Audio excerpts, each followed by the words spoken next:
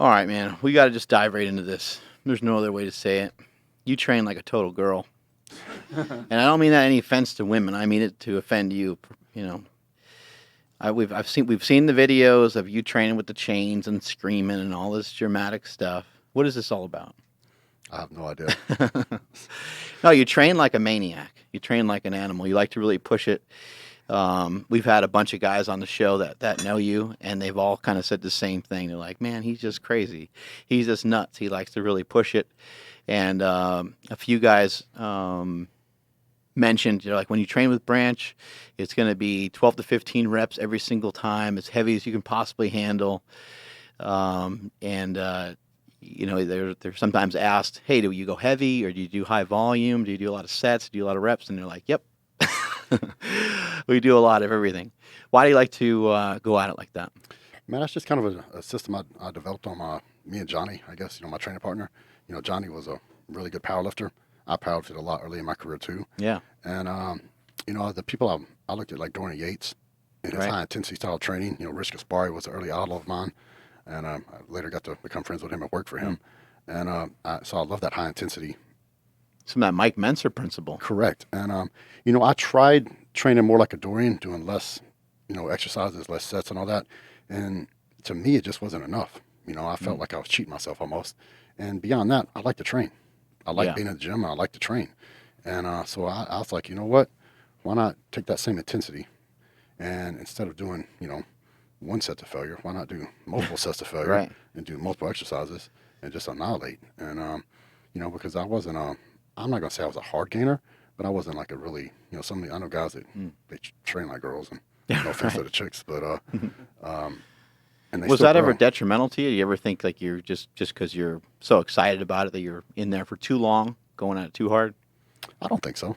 I mean, I think my resume speaks for itself. I think if it was detrimental to me, I wouldn't have accomplished what I did and looked the way I did. Yeah, you wouldn't have been able to grow. Yeah. So, I mean, I started my first bodybuilding contest, I weighed 154 pounds. Damn. And my last body, well, let's say in the 2011 Arnold Classic, I was 244. Wow. Yeah, so, that's a huge difference. Yeah, so something worked. What about in those early days? I would imagine that you weren't enhanced. How did that style of training work before you ever got into being a professional bodybuilder, let's say? You know what? I actually trained more back then than I did later on. Yeah, that's what you see a lot from kind of the newer guys. Is they want to just really kill themselves. My very first bodybuilding contest, I trained at Metroflex Gym. I got to Brian Dobson trained us. And I got my workout partner was Ronnie Coleman. And, I've heard of him a couple times. And this guy, Mark Hamlin, and who was Ronnie's workout partner, and who actually was bigger and stronger than Ronnie back then. Wow. Ronnie obviously surpassed all of us, but and I didn't want to do what he did. But, we trained 6 days a week. We trained chest, shoulders, triceps Monday. Tuesday was leg day, quads, hamstrings, calves. Wednesday was back day. And Thursday we started over with chest. And Friday, Saturday, Sunday was our rest day, and then we started over, repeated again on Monday. So, actually, I got a little bit out of high school, I cut back because I was trying to get through school. I worked 3 jobs to get through school. I didn't have 6 days to go to the gym and support myself and go to school. So I cut back to like 3 or 4 days a week, and that's when I got into powerlifting because I could train 3 days a week and still make progress without. You notice any difference at that point? Did you maybe grow a little bit more just because you were out of the gym a little bit more or anything like that? That's what started changing my whole thing, because what I noticed by being out of the gym and giving myself more rest, I actually grew more. And I got stronger faster than I'd ever gotten strong before. And so it actually turned into a blessing. And because during that period of time, lifting that heavy weight like I was lifting, I added more thickness and density, which that's what I was known for later on in my career. And so that combined with, my high intensity style of training with the heavy weight, that's kind of how my whole thing evolved. That's the discipline. That's the hard part. People don't realize that, and it might sound like we're being dicks or something, but we love training. So, getting to the gym's not hard. We get a schedule. We get a training partner or two, and then we're just locked in. Like every Wednesday we're going to do this. Every Tuesday we're going to do this. Every Friday we're going to do that. Yep. And it's just the way it is. It happens at the same time every time, and there's it's not negotiable. That's what happens. And if you travel or something, maybe you get the workout done a little earlier, or maybe you get the workout when you land, but it's still going to happen. My entire career that I competed as a professional, I never missed a workout. If I was traveling or whatever, it didn't matter. Right. I remember going to the gym at 12:30 at night and training. I remember calling some dudes up, and I was in Australia, and it was running late. And I was like, man, we'll keep Just random guys? No, I knew these guys, from the hey, man, what you doing? I'm sleeping, bro. from being there previously, and I was like, hey guys, I got to get a workout in. All right, dude, we'll keep the gym open for you. Come on. I remember getting there like 12:30, training until 1:30, 1:45 in the morning. Yeah. And because I was so focused. I'm like, I never wanted to lose a contest because someone outworked me. I didn't want to. That's the things you can control. I can't control who came to this contest. I couldn't control what condition they were in, any of that. But I could control me. I could control my training, my diet, my discipline, my preparation. And I didn't want to miss a workout and not give 100%. Yeah, and as you climb the ladder too, it gets to be different because, at first, we got this bodybuilder guy coming in. He's going to train at 1 o'clock in the morning. Not that big a deal. You just go in and train. But as they get to know you and as you become Branch Warren, then it's a different thing. Like, you better be hyped. Those guys are probably going to be hyped and excited, even if you're tired, even if you're legitimately tired. And so that's going to get you fired up and excited. But I find it really interesting, the discipline to try to not do certain things, the discipline to try to stay out of the gym here and there, is probably the most difficult thing. And that's, I try to share that with people that are newer. They want to try to get everything done all at one time. A lot of times when people start at super training, they're like, can I do this like every day? Can I come in more? And usually we just say, hey, if you're doing it the right way, you're not going to really want to because you're powerlifting is just different too. Like powerlifting is even a little bit harder to recover from. Not the muscle soreness, but just the nervous system. Yeah. Takes such a beating, and so you kind of move around slow. You're kind of achy. It takes a long time to recover from those heavy deadlifts and squats. What I noticed with bodybuilding is you tend to feel pretty good every day. So for me to like talk myself out of going to the gym is a little harder right now, even though muscles are still really sore and I'm still getting jacked up here and there. There's always like a muscle that I can work. I can be like, oh, that one's not too bad. Yeah, that's true because you break it down into body parts and you're split, and right. So there's always I'll say this: I probably lived in pain for 20 years. Yeah. But you just learn that's just the way it is, So you learn you accept that and you move on. Whether you're super sore or right. Your joints hurt or whatever it is, that's just the way it is. So how much pain? I mean, how bad are your legs hurting? A few days after a training session. I can remember leg workouts. It was bad, man. I mean, just sitting down on the toilet, and you're just like, oh shit. And how am I going to get back up? Yeah. So help me. But I don't think when I was in the process of it, I'd never tell anybody. I'd walk in the gym, Johnny'd be like, you sore? I'm like, nope. And so you never admit anything. So no, dude, I feel great. Yeah. And I'm like, let's fucking do it, dude. And so I never admitted anything, I don't think. But yeah, it was now that I'm out of it. Yeah, I mean, I was always like sore, and so when those rest days came, I relished those rest days because I realized how important they were, for recovery. And I did everything I could outside of the gym to recover, from the chiropractor to muscle activation therapy, right. Deep tissue, all that stuff to help recover. When you were young, did you have just like tons of energy? Has bodybuilding maybe made you like a little bit more calm of a person? Because you seem to have a calm demeanor, but you train like a lunatic. Don't judge a bottle by its cover. Right. So no, yeah, you know what? It does keep me calm. I used to joke around saying, man, bodybuilding probably kept me from being in prison. But because you go in there and I would train so hard, and it's just it's the best thing. That's my time. Like I tell people, 22.5 hours a day I give to people. Right. I'll stop talking to anybody, take a picture, autograph, cool. Whatever. But that hour and a half I'm in the gym, that's my time. Leave me alone. And that's just, I close off the world. And I tell a story. We were at Metroflex training one time, and there's a tornado. We're doing legs. And a Metroflex, if you've never been there, it's just a big warehouse. They got warehouse doors, no air conditioning, and it's hot, dirty, and music so loud you hear it in the parking lot. Well, Brian came back and said, hey man, there's a tornado, and my wife just called and it's bearing down right on us. And I remember I looked out and the dumpster was flying through the parking lot. And I go, the fuck we gonna do? You know, I mean, you ain't nowhere to go. There ain't like there's a basement or a storm cellar there. Yeah. And I remember I had 500 pounds on my back squatting. This stuff was flying through the parking lot.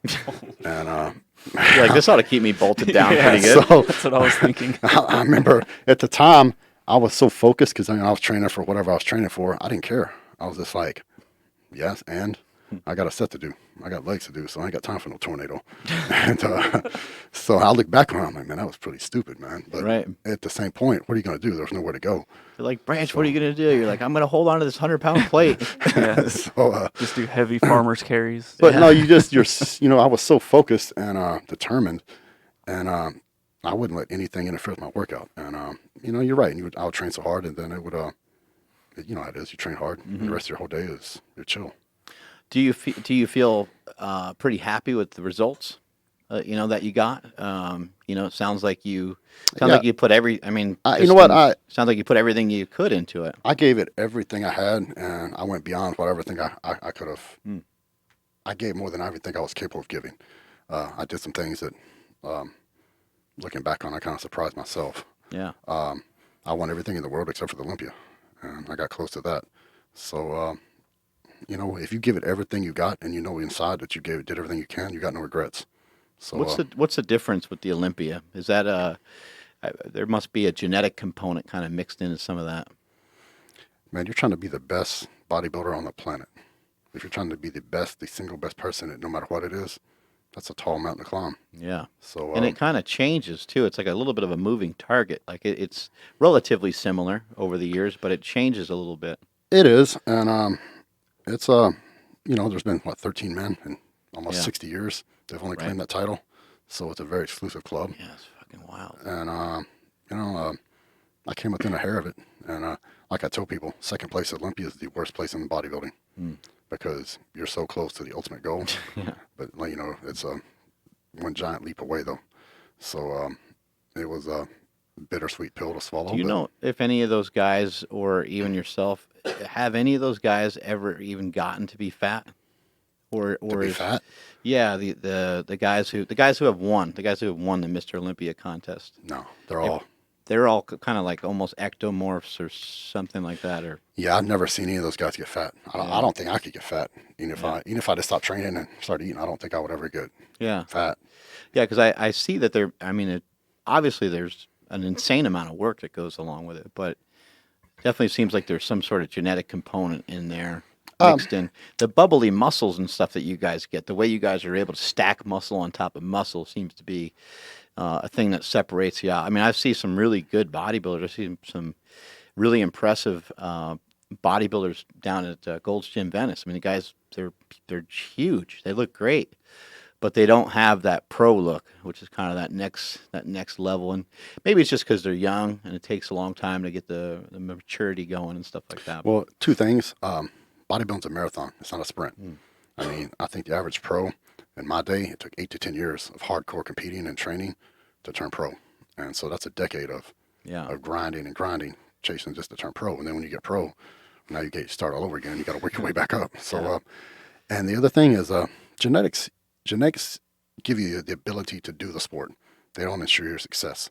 I have a very good friend who's a pro football player, and he played 8 years in the NFL.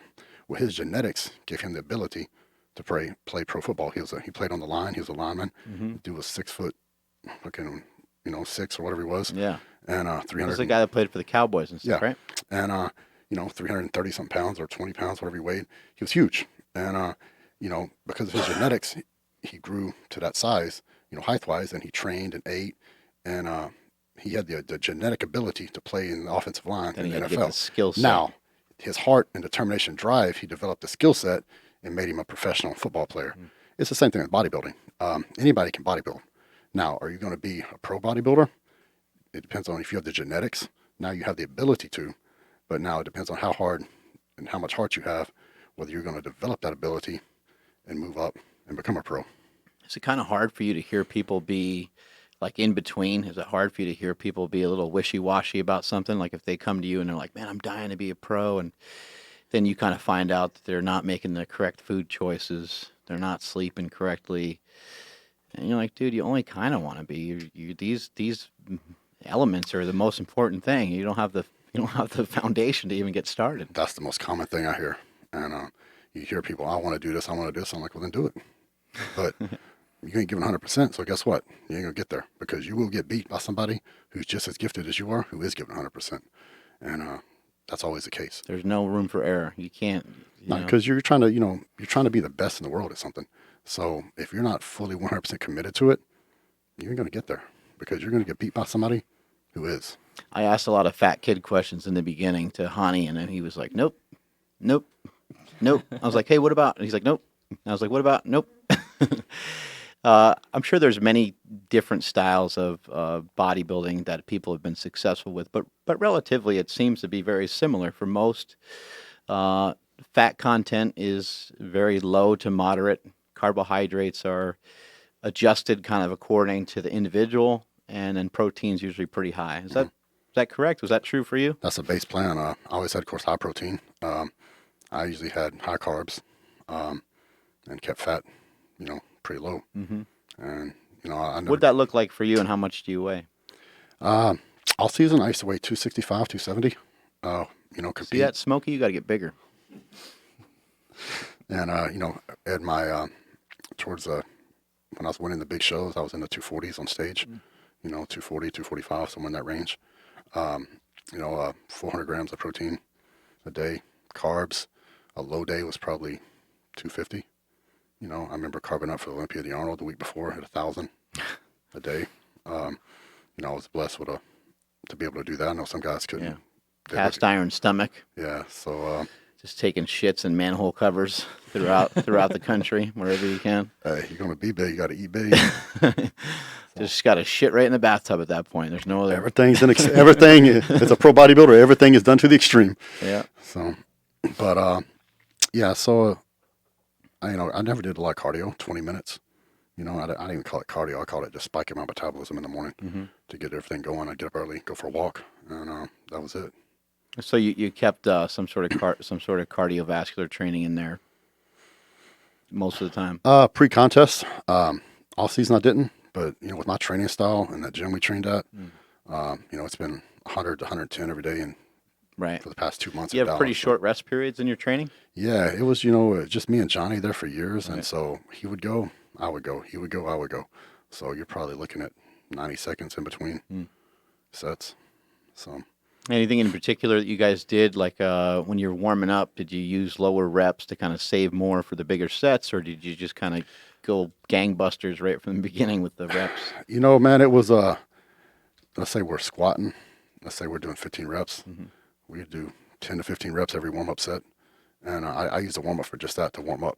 My thing was to get my knees, my back, everything warm. And, if I need to do 15 or 20 on a particular set just so I could feel right. Yes, feel good. Yeah, and you know how it is. You don't go heavy until you feel right. If something feels off. Yeah, that's a key point. I remember there was normally I would do 3 or 4 warm-ups.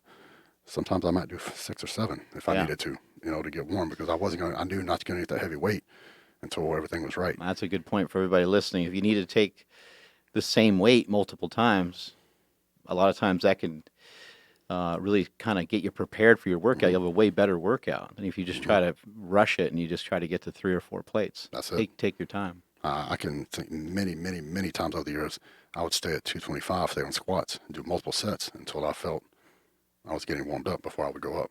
Yeah, your body will almost tell you, like, yeah, it feels pretty good. A lot of times, when you're not feeling good, you kind of feel yourself pushing unevenly, or you're kind of grimacing. That's a really, really good sign that shit ain't gonna go well. Because if you're grimacing and you're gonna add weight to your next set, and you're only warming up with 135, it's not gonna feel better. Correct. When you add it weight. gets worse. It's gonna only continue to feel worse. For sure. What's it like training at Metroflex Gym, having Johnny Jackson there, and having Ronnie Coleman there, and having some great coaching? Man, it's even to this day, I think some of the best up-and-coming bodybuilders in the Dallas-Fort Worth area train there. Back in our day, you'd walk in there at 10:30 in the morning. Ronnie was training with his crew. Brian Dobson, the owner, he trained all of us at one point or another. Me and Johnny were in there. There were all the best lifters used to come out of Metroflex. Now there's so many different gyms and they're spread all over, but it was pretty motivating, man. We had pro football players in there. We had pro baseball players. Noah, who pitches for the Mets, he came out of there. We had some MMA fighters. We had some great powerlifters. Steve Goggins, back in the day, trained there. Yeah, and, Steve Goggins, amazing. I was just telling a story to Smokey earlier. One of the most impressive things, probably the most impressive thing I've seen in a gym. I was a teenager. He was he's going to try to break the world squat record in the 242-pound class. He had 1,003, I believe, on the bar. He stepped out of the rack. We're spotting him. He goes down. He didn't snap his belt shut. So as he went down, the belt went around his chest. Oh, shit. And he didn't, he stayed under it. We helped him get it up, get him on the rack. He got pissed. He sat down, recovered, got back up. Second go round, he took it off the rack. He went down. He touched his chest to his knees and stood back up with it. Yeah, he had a unique way of squatting. He would like really lean forward. I was there at the WPO finals in like 2005 or 6, and he did 1102 squat. That was the biggest squat ever done at the time, and it was insane because it was like this crazy looking good morning. Yeah, I know. It was insane, right? Good morning type squat thing where he just really leaned forward a lot. But then it kind of made sense for him the way that he was built, and then he also he ended up deadlifting 881. Yeah, he's one of the greatest powerlifters of all time, especially in that weight class. I mean, he was unbelievable. But these are the kind of guys I grew up with. The most successful man I've ever known, he gave me some advice when I was young. He said, if you want to be a successful bodybuilder, son, he goes, you need to surround yourself with successful bodybuilders and lifters. And being at that gym, I was around the greatest in the world, literally. Yeah.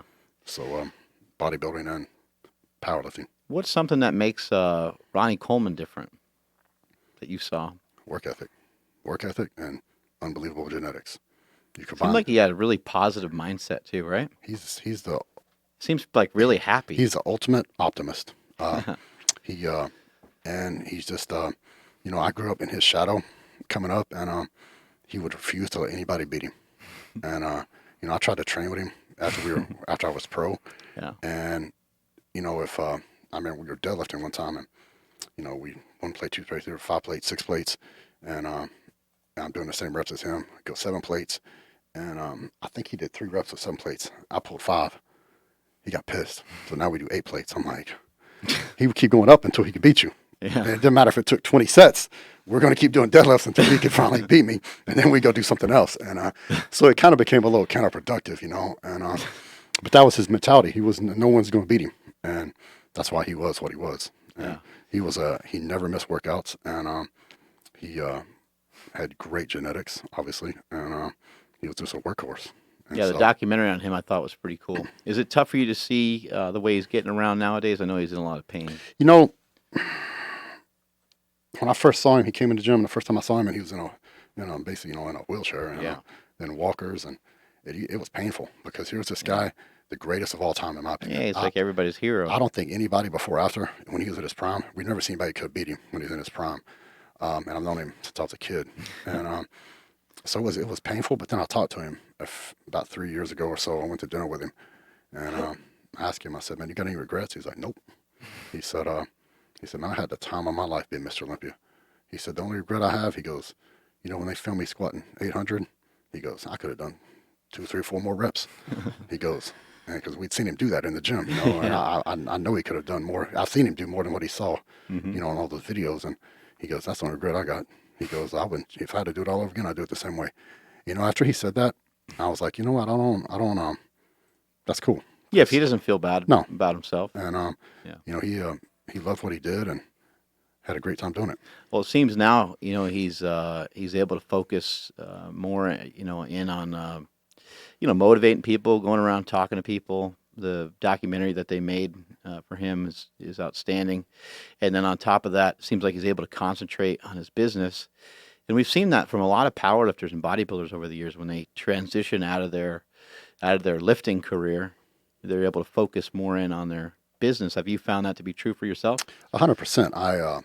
I'd always had another business outside of bodybuilding. Like when you started in the beginning, it was probably hard to figure out how to make some dough and put all this time and effort into eating and training like a madman, right? Absolutely. And as a professional athlete, you're one injury away from being done. Doesn't matter what your sport is.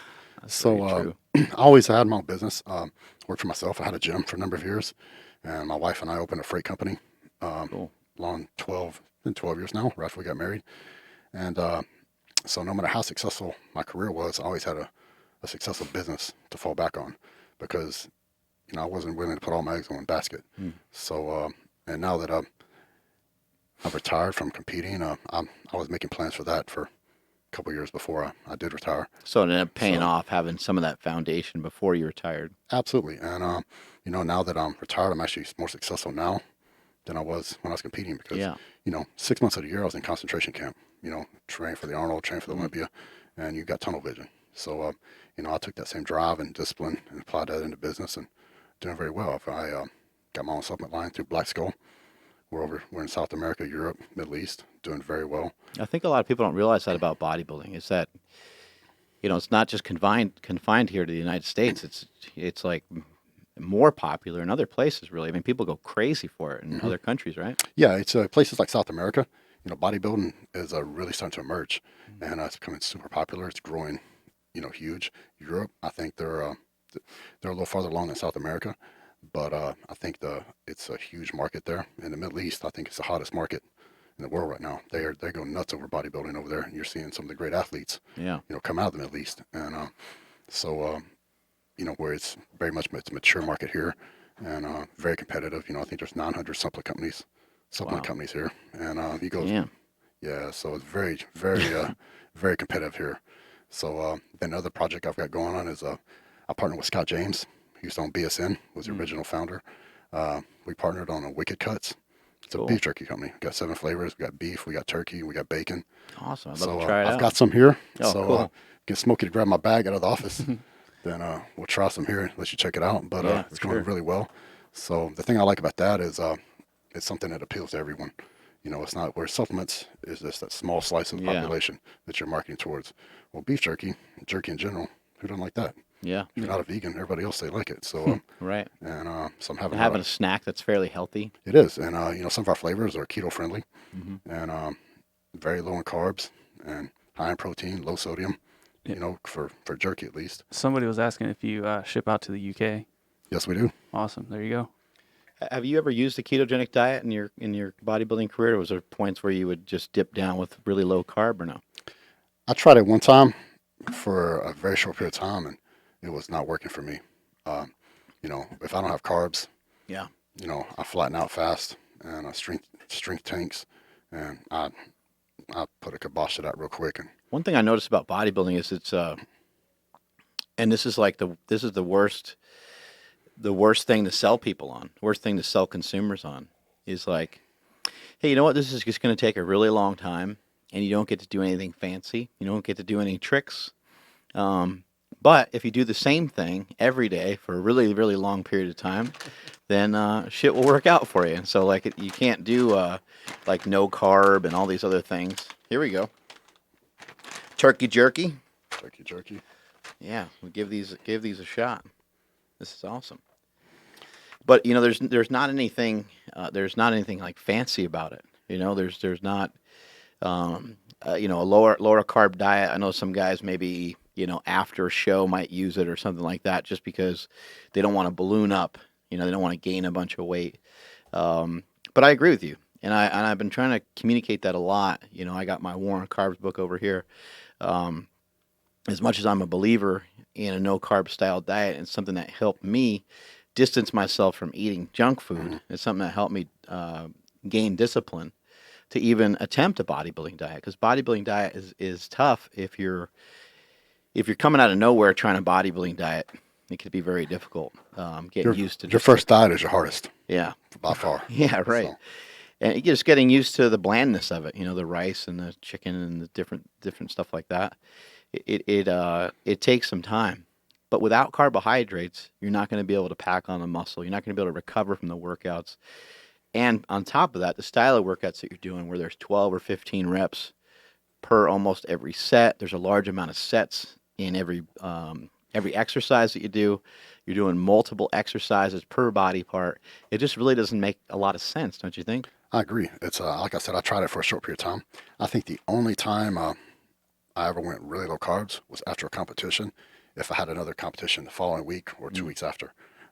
So what I would do is, for 2 to 3 days after the show, I would go super low just to keep from bloating out. Because if you compete on a Saturday and you've got to travel and compete again the next Saturday, you've got to keep the carbs down to keep from bloating out. Yeah. You know, because that rebound you get, as you're going to find out after the show, you'll gain 20 pounds like that. I know. I'm nervous So, about that. I'm like, so fuck. if you can go stay down low for 2 or 3 days after the show, you'll miss that rebound effect, and you won't gain back as fast and blow I'll it have out. to fucking try to remember that. So, because as soon as you start eating, like the floodgates, the dam busts, and there's no stopping it. Yeah. So Yeah. Well, especially with me, I love sweets and stuff. So, and then these guys are gonna be excited. They're gonna be feeding me probably. Just fries and in and out. That's it. That's true. How did all this lifting stuff start for you? man, I grew up in West Texas on a cattle ranch. So our closest neighbor was 8 miles away. So my best friend was a German Shepherd. So but you don't know any different. You're a kid, man. That's just you think everybody lives like that. She goes, you don't know. And so hard work was just part of it, man. On a ranch or farm, anyone who's ever grew up like that, there's always work to do, and it's Did hard. your dad or grandpa or uncle anybody lift? No one lifted, and but hard work was just a way of life. I didn't know no better. I always had to clean, take care of the horses, haul hay. A lot of shit to do on a farm. Yeah, shovel shit, literally. And that's just what we had to do, And in addition, go to school, and of course playing football in Texas is the big thing, especially out there. Yeah. The whole town would show up, and so that's how I grew up. And when I was in high school, we moved to Fort Worth area, and I went from a school where our farm was, so we had about 30, 40 people in my whole class.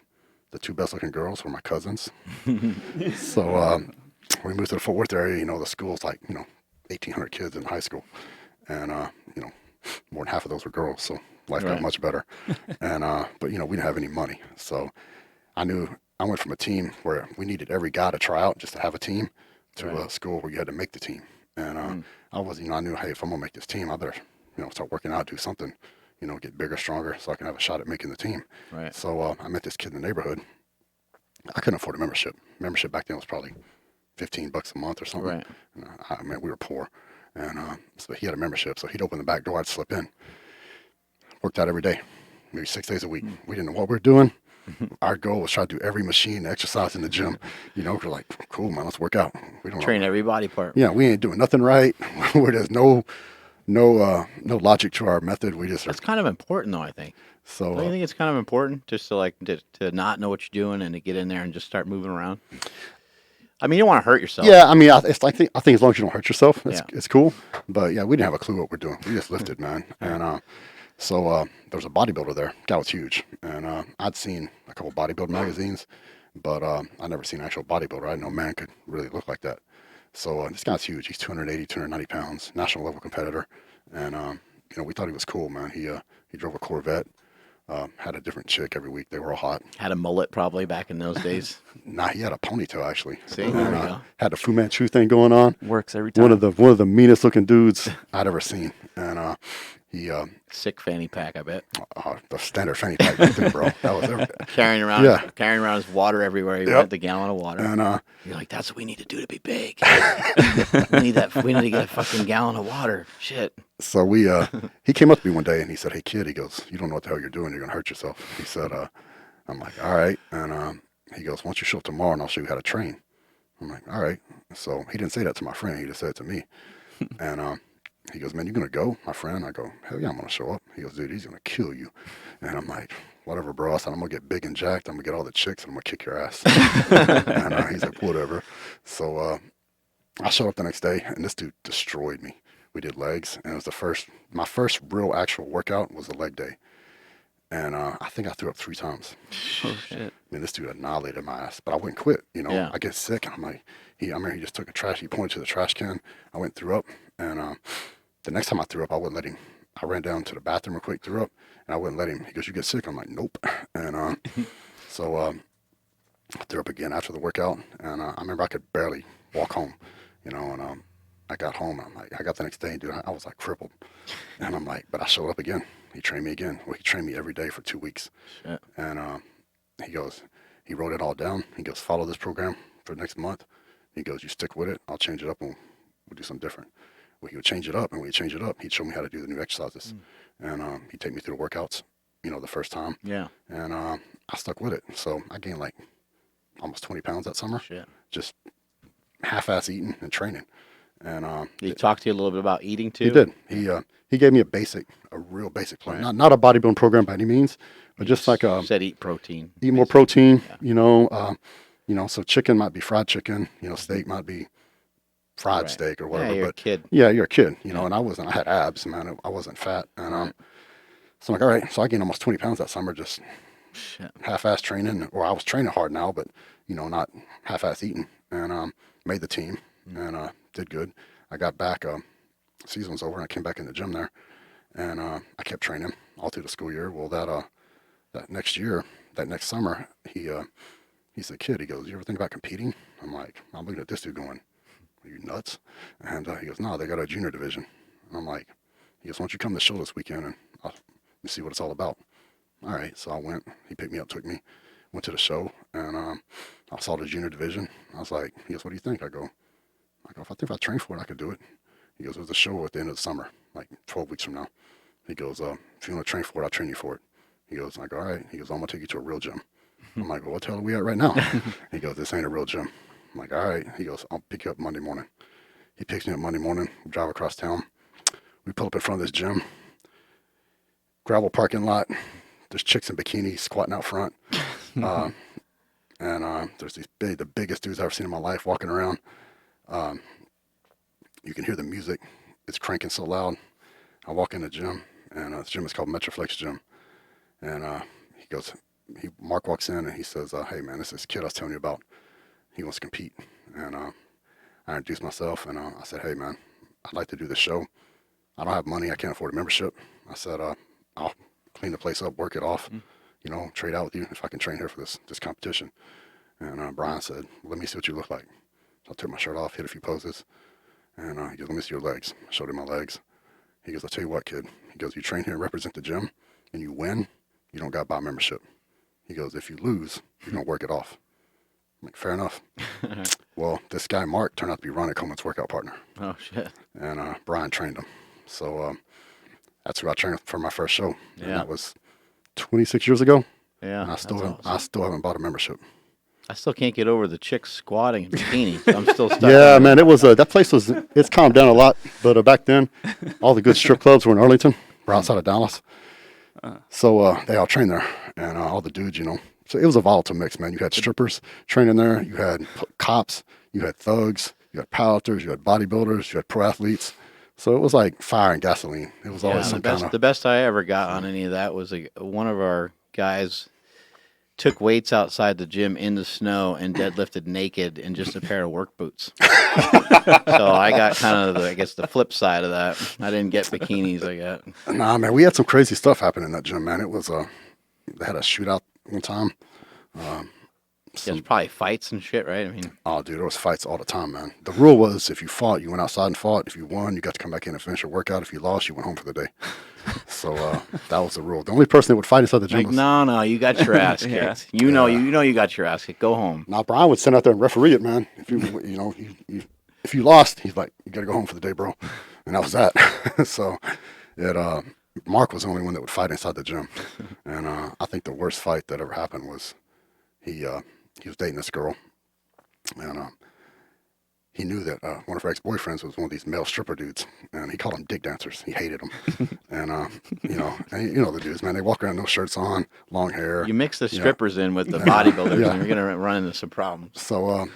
So you got this male stripper dudes in there. Well, he hated them, and he knew she messed with one of them before they got together, and it didn't matter that he wasn't with her, because like once he had his brand on him, then anybody before or after had a problem if he ran into him. So we're training, and she whistles at somebody because she's in there, and he goes, "Who you whistling at?" And she goes, "Nothing." And he looked around, he goes, "Oh, that's that dude, ain't it? That's your freaking dude you used to mess with." And she goes, "Whatever." He goes, "I'll beat his ass." She goes, "Yeah, right." He goes, "Oh, you don't think I can beat his ass?" And I'm like, "Oh no, here we go." Well, this dude takes off on a freaking death march across the gym. And this dude is doing leg curls. When he sees Mark coming, he pushes himself up. He goes, "Hey, man."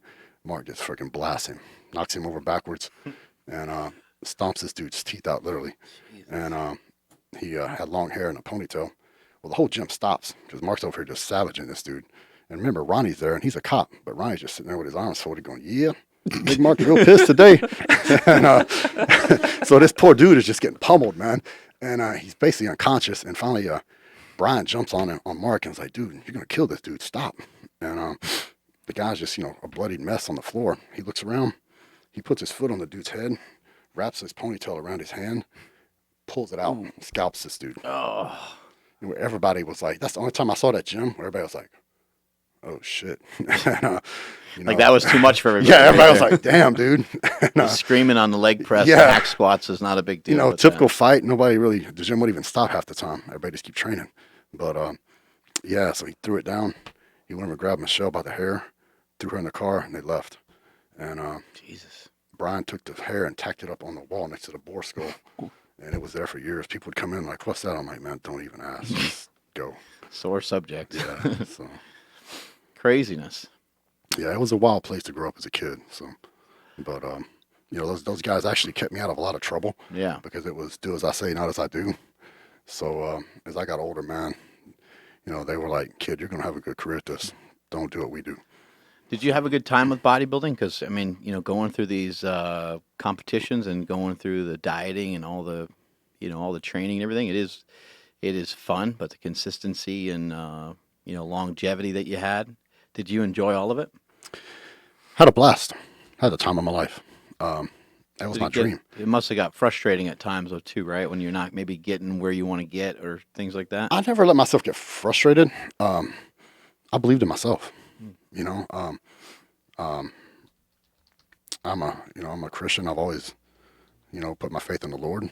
And as far as getting frustrated, I never let myself get frustrated. If I had a bad placing or I had an injury, then I didn't let myself feel sorry or get frustrated. I just focus on how can I overcome this.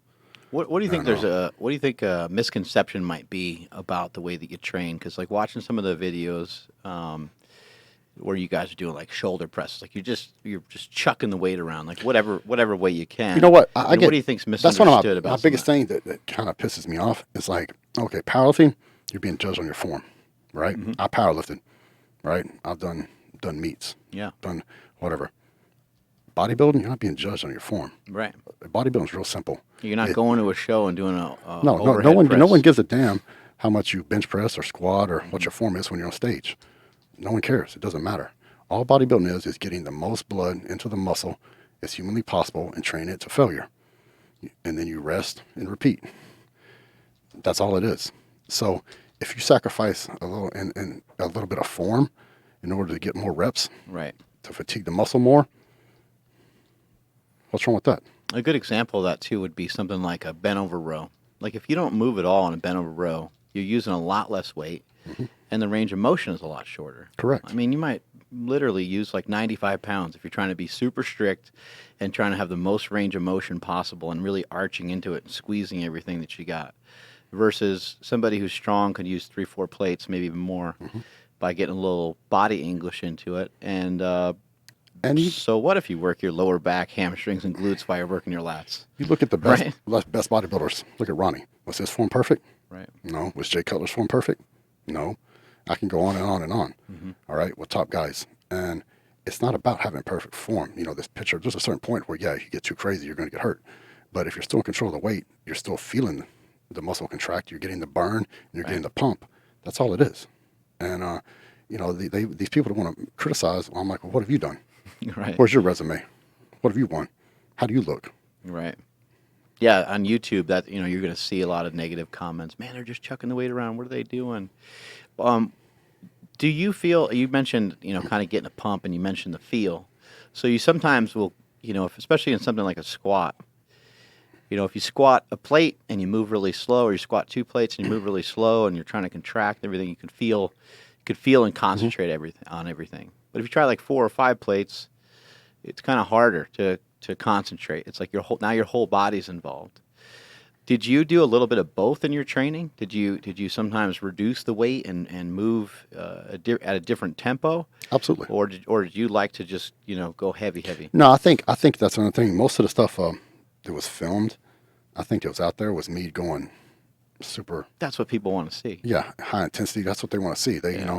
You doing flies with 45-pound dumbbells, like that's just boring. Yeah. Yeah. I got you. They want to see Branch, going fucking nuts, Right. shoulder pressing 365 for 10, 12 reps or something. I mean, that's what they want to see. But yeah, we did. I remember doing like leg extensions. We'd come up, we'd hold for 2, 3 seconds, down for a second, up, and we'd do that for like 3 and 5 minute sets. And obviously you're not going to be doing the stack with that. You're doing a lot less weight, and you're squeezing, contracting, and doing this stuff. Super intense, And then other days, sometimes sometimes you can't overthink it. All these internet warriors and these internet experts, which could be a 12-year-old kid in his fucking mama's basement, jacking off to the Sears catalog. He's like criticizing you, and you're like, who the hell are you to criticize anybody? Sometimes you can't overthink it, man. You gotta just Jacking off to the Sears catalog would be very safe nowadays. So in comparison to what you can jack off to. But sometimes, man, you gotta just say fuck it and go for it, man. Train, give it 100%. Right. I mean, there's something to be said for that. I mean, if you're doing bicep curls and you're doing, super strict, super slow, and tell me what you do 10 reps and sit down, or you freaking throw some weight on there and do fucking 15 or 20, everything you got. What do you think's harder? Yeah, you got to force it sometimes. That's it. You got to force it. You're not always gonna. A lot of people will talk about chasing the pump, and I think that's misunderstood too. Because if you go in and you just try to get just a pump, like let's just say like in your chest. Well, if the first 2 exercises that you did, if that was the only focus, and the focus was on keeping the reps clean and moving it slowly and getting a pump, it's going to be hard to move into exercise number 3, 4, and 5. Whereas if you went heavier, then you could later concentrate on getting that pump. You can later concentrate on doing those reps on things like cable crossovers and some of the other movements. So I think sometimes people maybe aren't realizing what those heavy weights can really do for them. And that's it. And that's like, I think Ronnie Coleman said it best. Everybody wants to be a bodybuilder, but don't nobody want to lift no heavy ass weight. Amazing. Because it hurts. And it's so hard. sad that quote isn't in the documentary, because I think it was like owned by somebody else, which I think is bullshit. Whoever owns that needs to give that shit up. Right. But it's true, and I don't know who said it first, but I know Ronnie. Yeah. That's who I heard it from. And it's true. I'll do it though, he said. Yeah. And it worked. So, and I would have never had the success I had I not trained as hard as I trained. If I trained, this way some of the internet experts say, I would never achieve what I did. So I have no regrets. And what's weird about it too is when you look at it, it looks chaotic. It looks nutty, right? But I actually think in some ways it's safer. In some ways it's safer to try to push your body to those heavier weights. I mean, there's got to be days where something is not just like hurt or banged up, something's actually injured, and you have to move on to a different exercise. But for the most part, when you're doing these exercises and you're handling these big weights, to me, and you're not under the weight for as long, because the set can only last so long. When you have 365 on an overhead press, it can only last for so long. Correct. And my counter to this, some of this stuff is Dorian Yates. By the internet experts, he has perfect form. Right. Okay, he tore muscles in half. Yeah. With his perfect form, and ended his career. Right. Okay. So I never got hurt in the gym. All my injuries were outside the gym, doing other stuff. Yeah, like getting bucked off a horse. Yeah, and just dumb shit, right? What the fuck was that? So well, that's a whole other story in itself. But that's my whole point. Is like that was terrifying. They say, well, it wasn't the first time and wasn't the last time. So anybody who has horses knows what I'm talking about. But like Dorian had perfect form, and Dorian's one of the people I look up to, man. I'm not criticizing Dorian in any way, because I have nothing but respect for the man and his training style. But my point being is, like, just because they said, oh, you got hurt, well, guess what? I didn't get hurt in the gym, and I was always in control of the weight. I always felt the weight. And if I couldn't control it and couldn't feel it, I wouldn't do it, because I was very conscious of the fact I didn't want to get hurt. And so. How does it make you feel to have put everything on the line, to have made the sacrifices, to have suffered through all the workouts and stuff? I know that you love it, but how does it feel now to look back at it and say, you know what, I was in the fucking upper echelon. I did a lot of the things I wanted to do. Does that feel good?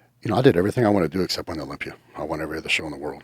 And I never enjoy. I don't think I ever took time to take it in and enjoy it. Right. No matter what I did. What about now though? When somebody comes up and they say you're the favorite, Branch, you're my favorite guy. Like you inspired me. I'm in bodybuilding because of you. It's very humbling because I remember when I was that young kid up and Right. coming, and I met my first couple pros as a teenager, you know, and I was like, wow, man, that's incredible. You know, I met this guy, Right. and I met Lila Brada, and because he was from Houston, and I did his show when I was a teenager, and I remember he came up to me backstage after I won. He talked to me for No way. 20 minutes, That's great. and I was so impressed with him because he was a class act. He was a gentleman.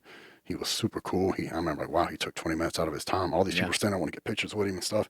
And he stood there and talked to me for like He's 15, also 20 minutes. a very successful businessman Correct. as well. And So you had a lot of things going on. I was like, wow, that really impressed me. And so now, you know, fast forward 20 something years, and I've got kids that do that, you know, come up to me and always take time and be very appreciative of the position I have. You ever run into any negativity, like anybody said anything to you, or I think maybe you're too big for anybody to actually say anything, but do you hear like whispers like steroids or like, you know, somebody just, I don't know, maybe just, judging you the wrong way or whatever? Man, there's always going to be negativity in the world. There's a lot of negativity in the world, but I encounter not too much of it. Yeah. Not too much of it. So A guy that kills pigs with his bare hands is probably not going to run into a lot of people that are going to say stuff. What's up with that? What's up with this hunting? We had John Bartolo on. We had a few others on that are friends with you, and they said something along the lines of you mentioned there's nothing like killing something with your with your bare hands. well, yeah. So where I grew up at, By the way, I watched First Blood last night, and there's that scene where Stallone jumps out of the tree onto the wild boar with that giant knife. And I was picturing you. I was like, that's who I'm talking to tomorrow. I guess if you're hungry enough, you do what you got to do. Yeah. But no, it's where I grew up, man. There wasn't a lot to do. So I think you drank beer and you hunted.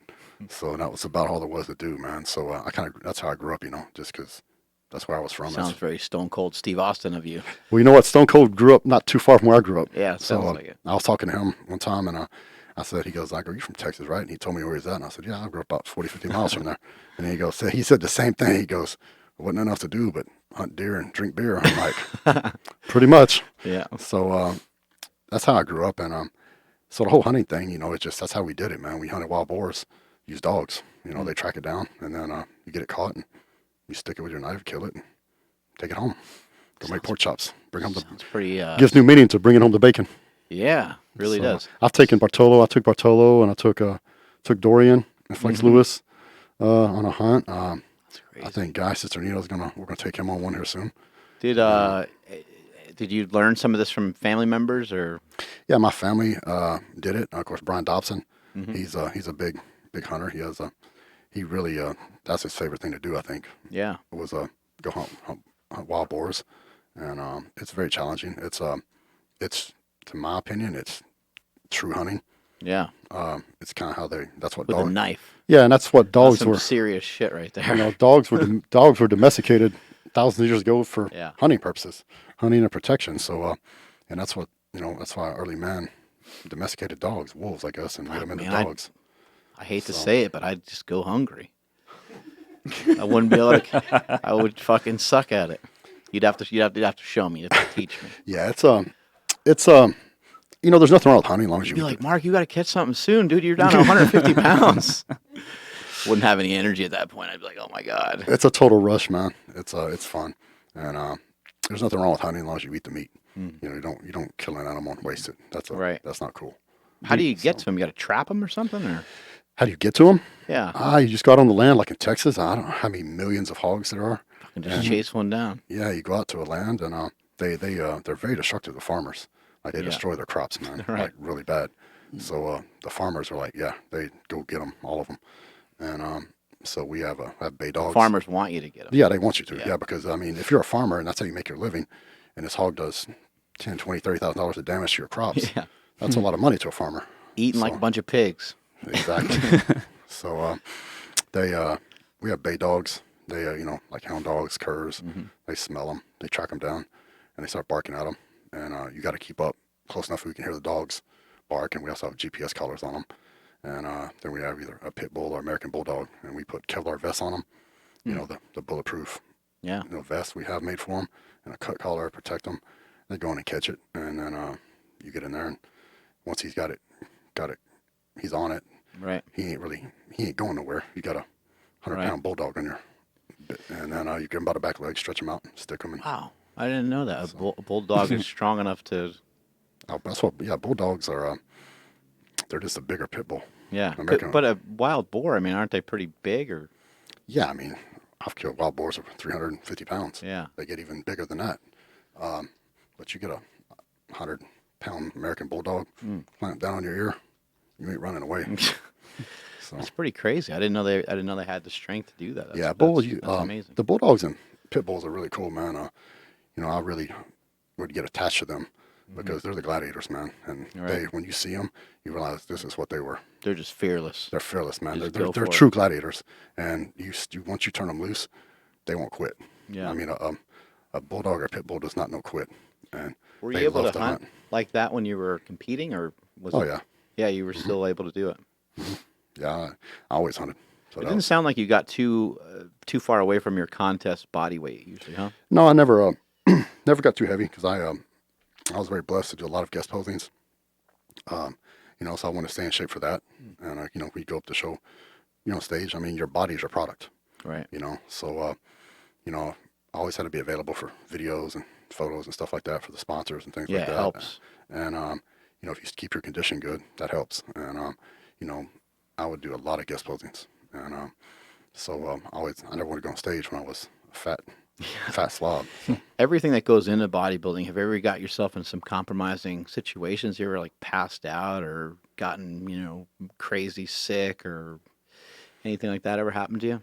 What do you mean by compromising situation? Like yeah, like from maybe taking too many stimulants or taking too much of the other stuff or just, you know, passing out during a workout because you don't have enough calories or just... I've never passed out. I don't think I've ever passed out in my life, actually.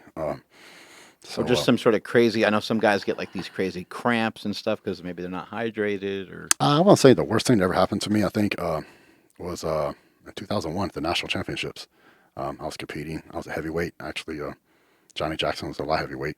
And we both went on to win our pro cards that night. But the night before the show, I never cramped before. There was some of my best conditionings. I never took any diuretic. I just, you know, a week or two out from the show, I would be like ready basically, and wasn't something if I needed it, I didn't. If I didn't need it, I didn't take it. Right. And so actually, I cramped up really bad. So before that show, stomach, calves, I was everything. Well, to tell you the story, I got up and I started pissing, right, and I just kept pissing. So whatever the stuff I took wasn't what it was supposed to be. And, you know, one of them kind of deals, your buddy says, yeah, take this. And you're like, what is it? And I'm like, are you sure? And he's like, yeah. Well, I'm like, after about 20, 30 minutes of continual pissing, I'm like, this ain't what this is supposed to be. And so I just kept on and on and on. And I remember I'm in the hotel bathroom there, and my quad cramps up like locks. Wow. Then the other quad, and I'm like, fuck. And I'm in the toilet, and then my abs cramp. I can't walk. And so I call my buddy. That shit's terrifying. And he comes and he helps me get to the freaking bed. Legs were rock hard. I couldn't move. He got me in the bed, and I'm like, dude, I'm hurting. Like, I don't know if you ever cramp like that, but it is miserable. Yeah. And I'm laying there, and I'm like, dude, it just got worse and worse. He pulled the freaking... It's insane how scary that is. You're just thinking, oh, it's a Charlie horse or a muscle cramp. Yeah. It's like, no. And the thing, like crazy thing was, it feels like. as cramped as I was, I didn't think there was any way it could get worse. It just got more and more tense. And I'm like, he turned the lights on. He's like, bro, look at you, man. You're freaking ripped, man. You're going to win. I'm like, I'm going to die, bro. Call 911. And, he's like, no way, bro. You're going to win. You ain't never looked like this. And I go, man, look at your legs. I'm like, I can't look at my legs because my abs are cramped. I'm just laying on the bed. And my quads were cramped. My hamstrings were cramped. So imagine that. Your quads are pulling your leg this way. Your hamstrings are trying to pull them back. You can't figure out which way to go. Yeah. And then my chest started cramping. And I moved over and my chest just locked up. And I'm like, oh, this ain't good. And I'm like, dude, seriously. I go, call 911. He's like, no way, dude. He goes, you're going to win. I go, I'm going to die. I go, call 911. So this dude gives me a bottle of ketchup. He's like, here, man, take this. I'm like, so I got one hand. I'm like, trying to suck this ketchup down. And of course, it's one of them glass bottles, so it don't just squirt out. I'm like hitting it against my teeth trying to get it to come out, and I can't use this hand. So I'm like a one-armed idiot trying to suck ketchup out of a bottle. And he's like, I go, hey, man, you got to do something. He calls our friend, and he goes, all right, he's got something to make you quit cramping. I'm like, all right, cool. Well, he leaves, and dude, he's gone forever. And I'm like, the hell is this dude? And I'm like trying to get to the phone, but I'm so cramped up, I literally can't get to the phone. And he finally shows up. He comes back, he's sweating. He's like, disheveled looking and stuff. And I'm like, he gives me whatever this, stuff is, and I'm quinine, I guess, and I take it, and I start to relax and feel better. And finally, after I get recovered, he's like, man, you good? I go, man, I'm better than I was. And I go, yo, man, the hell took you so long, bro? I go, what the hell, man? He goes, oh, man, I was on the way out, and I met this girl I knew, and she's like, hey, you want to come in for a minute? He goes, man, I had to run it in there real quick. I'm like, are you freaking kidding me, man? I go, you couldn't bring this stuff back to me and then go do that? And he's like, man. So I win the show the next night, win the heavyweights, and Johnny won. Your friend was right. You're going to win. And so I won. He comes up to me after the show. He goes, you going to thank me or what? I go, for what? He goes, if it wasn't for me, you wouldn't be pro, man. You went to the hospital, got IV, and you wouldn't have won. I'm like, man, get out of here. Yeah, well, you need people by you to support you when you're going through things like that. Like, in powerlifting, a lot of guys will do these big weight cuts. You see it all the time in MMA, and people need to pay attention and need to be careful. And it's good that at least you had somebody to call. Absolutely, you definitely. I always tell guys, girls too, we go to shows, you'd have a buddy with you. Yeah, don't go by yourself. Yeah, you got You're to fuck yourself up. So it was a learning experience. That was the last time that happened. What are some things that you're able to carry over from bodybuilding just into your everyday life and maybe even into business? I tell people all the time, everything I have in my life is because of bodybuilding. Because bodybuilding taught me the discipline, the work ethic, and the determination, and the ability. It gave me the ability to overcome. That I've applied that to my marriage. I've applied it to my business, and maybe successful in all areas. Take that intensity that you use on the overhead shoulder presses into the bedroom. Satisfaction guaranteed. Yeah, we gotta go all in, right? That's it. So, but no, it's that's it. That's what bodybuilding has taught me. When you met your wife, were you already this into bodybuilding? My wife was 19 when I met her. She was a cheerleader at North Texas, and I was 24. So I wasn't pro yet, but I was about to be. So she already, like, the bodybuilding was already part of everything. Yeah. And she came to the gym because fitness had just came out. That was the newest thing. And of course, a lot of women, that really brought a lot of women back into the sport when fitness came out. And she, with her cheerleading gymnastics background, she turned pro very young. I think she was 20 or 21 when she turned pro. And at the Nationals in Dallas, she actually turned pro the year after I did. Shit. And she was there. She was actually there. And when I turned pro in 2001, we weren't together. But cool, so we were just friends. But so yeah, she turned pro. And so how did some of that dynamic work? Was that?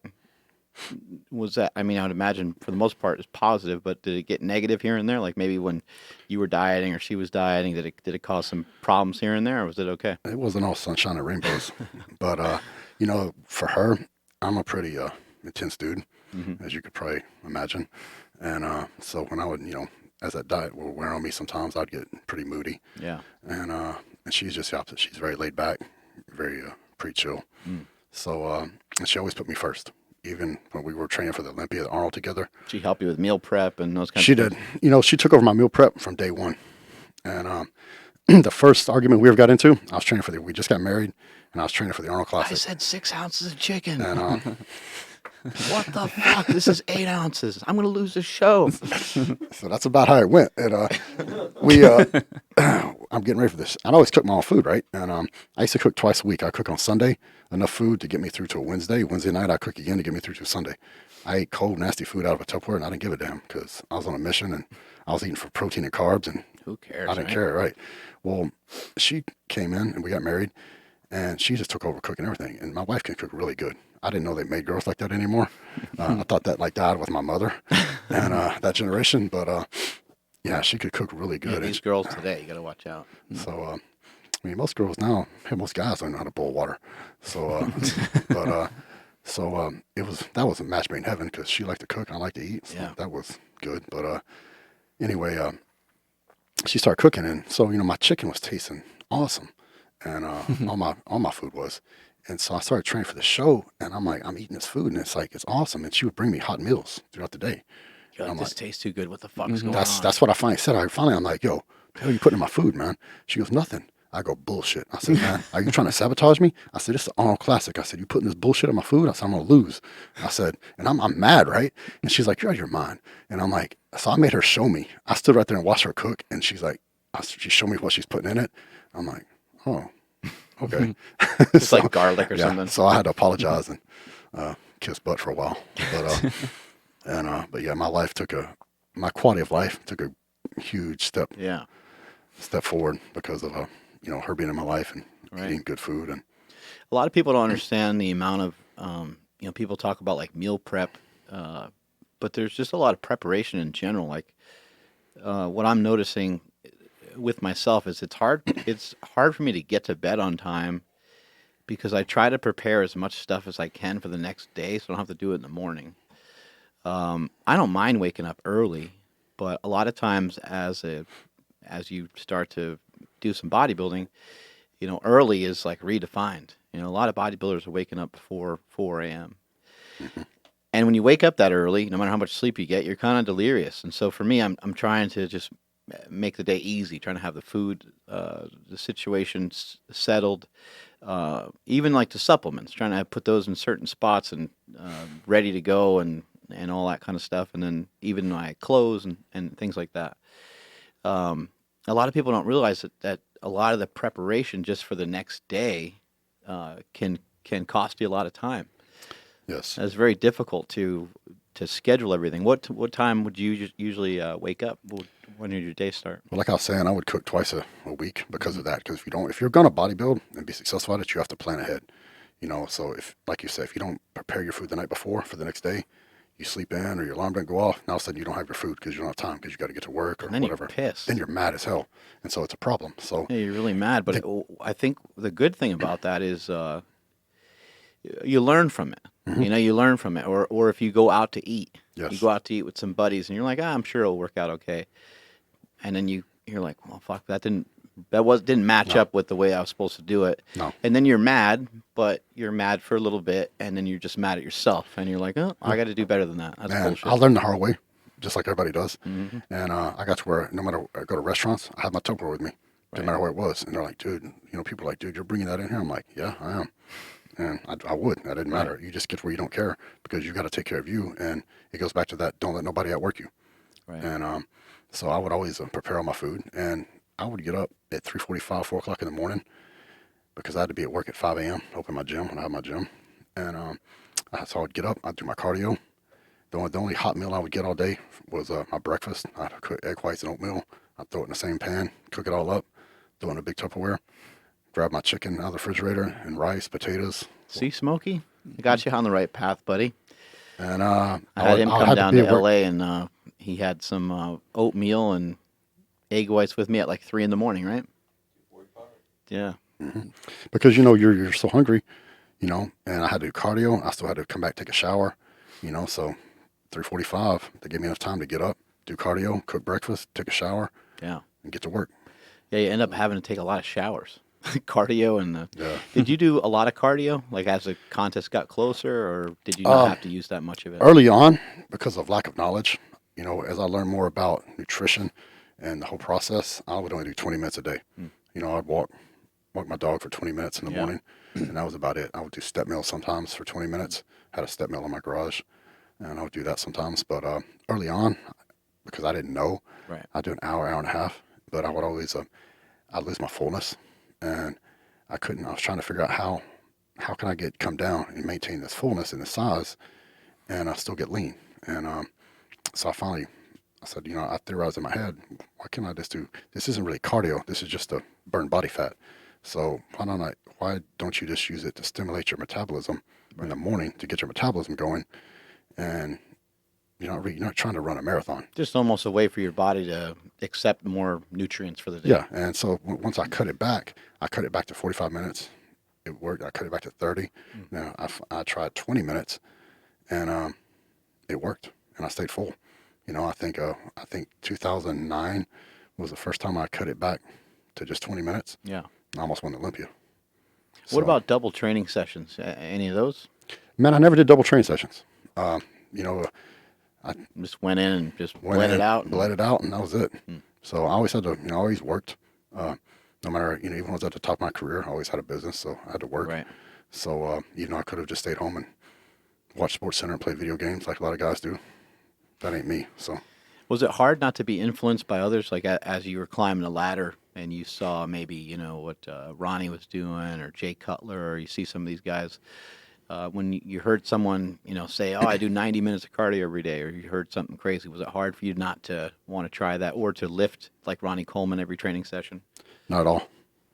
I knew what worked for me. And, I knew, some of the best advice I got early on was whatever you did to get to this point, it's going to get you to the next level too. So keep doing it. 'Cause I saw so many guys come up, they would progress really well. All of a sudden they're pro. Now they're looking for that magic formula or magic pill or whatever. And there is no magic formula or magic pill. Except for Trent. He said that, not me. And there isn't. But well said nonetheless. Yeah. So, I mean, if it got you to this point, then whatever you're doing, if you got pro by doing this, then it's to keep moving up the ranks, just keep doing what you're doing. Right. That's actually an amazing concept because I think everybody, especially nowadays with social media, you got the anxiety of, oh man, I just saw what that guy did or that girl did. Now I got to do that. Like you automatically are jumping, right? And you never even really invested enough time into what you were doing. Well, how many professional athletes, amateurs too, every show they get ready for, they use a different trainer, different diet, nutritionist. Well, it takes a while for that nutritionist to learn your body too if he's good. Some nutritionists just give a cookie cutter plan to everybody and whatever, right. Hit and miss. But a good nutritionist is going to tailor that plan to you. And it usually takes a little while to get it right. I'd never worked with anybody until I worked with George Farah, and starting in 2009, there for several years. And, actually, we got it right off the bat. But he knew, he tailored the plan just for me. I mean, what he had Kai doing or what this person doing was different. And, and I stayed with him, for a while. He gave me that extra little bit. I was winning pro shows and doing well, but I knew I needed that next little step. And, I talked to him for several months before I agreed to work with him. And he gave me that little extra bit, made a few little tweaks and changes in my nutrition program, and it worked. His biggest thing was he got me to eat way more food. And I thought I was eating a lot of food. And he increased my calories and carbs tremendously.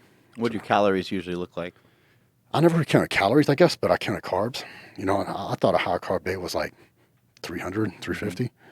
This dude had me eating like 600, 700, 800 grams of carbs. I mean, it was a struggle to get the food in.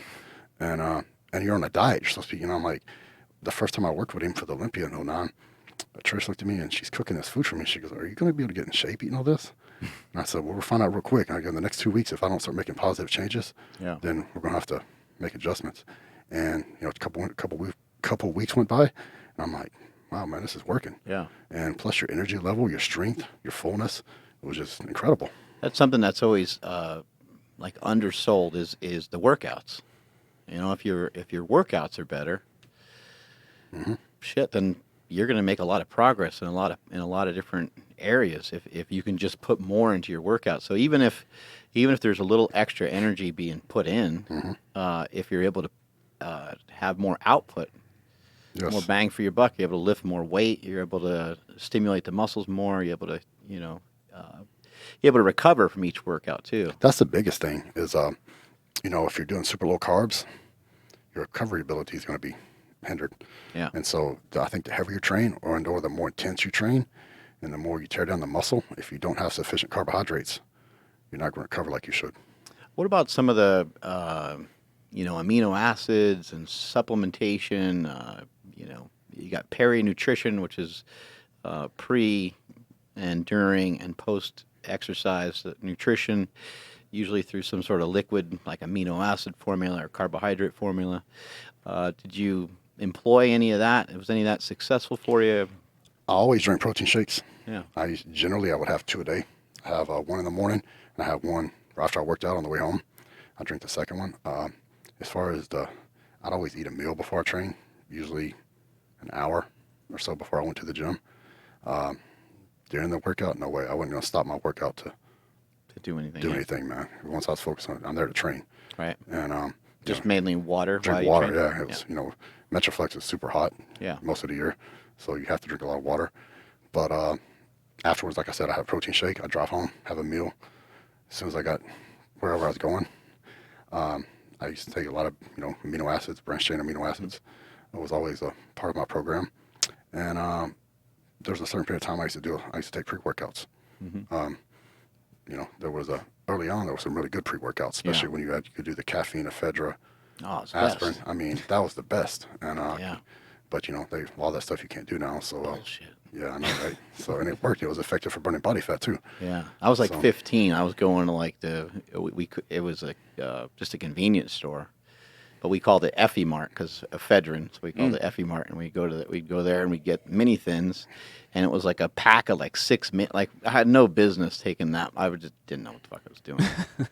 And there's for good reason they pulled it off the shelf because idiots like me were downing way too much of it. But we had a chemist at the gym, and he made pure ephedrine, pure caffeine, and so I would take he put a scooper in each one, so we know exactly how much. People would take it with like aspirin. Yeah, right? They had that's this what we whole do. formula. I'll get my coffee on the way to the gym. I take a scoop of ephedrine, take a scoop of aspirin or caffeine, put extra caffeine in my coffee, take an aspirin, drink all this. By the time I got to the gym, I was ready to run through the wall, bro. I was on. You're I on had fire. sweat dripping off me by the time I got to the gym. I was ready to kill it. So I don't think you can find it. It's like hard to find. you can't get it no more. Let me Google it. Damn, we gotta bring that shit back. I remember back in the day there was Ultimate Orange. You ever try that stuff? Oh yeah. That stuff yeah. made you go absolutely insane. Nuts. Yeah. Like it literally made the back of your head tingle somehow. But it got you ready for your workout. Yes, it did.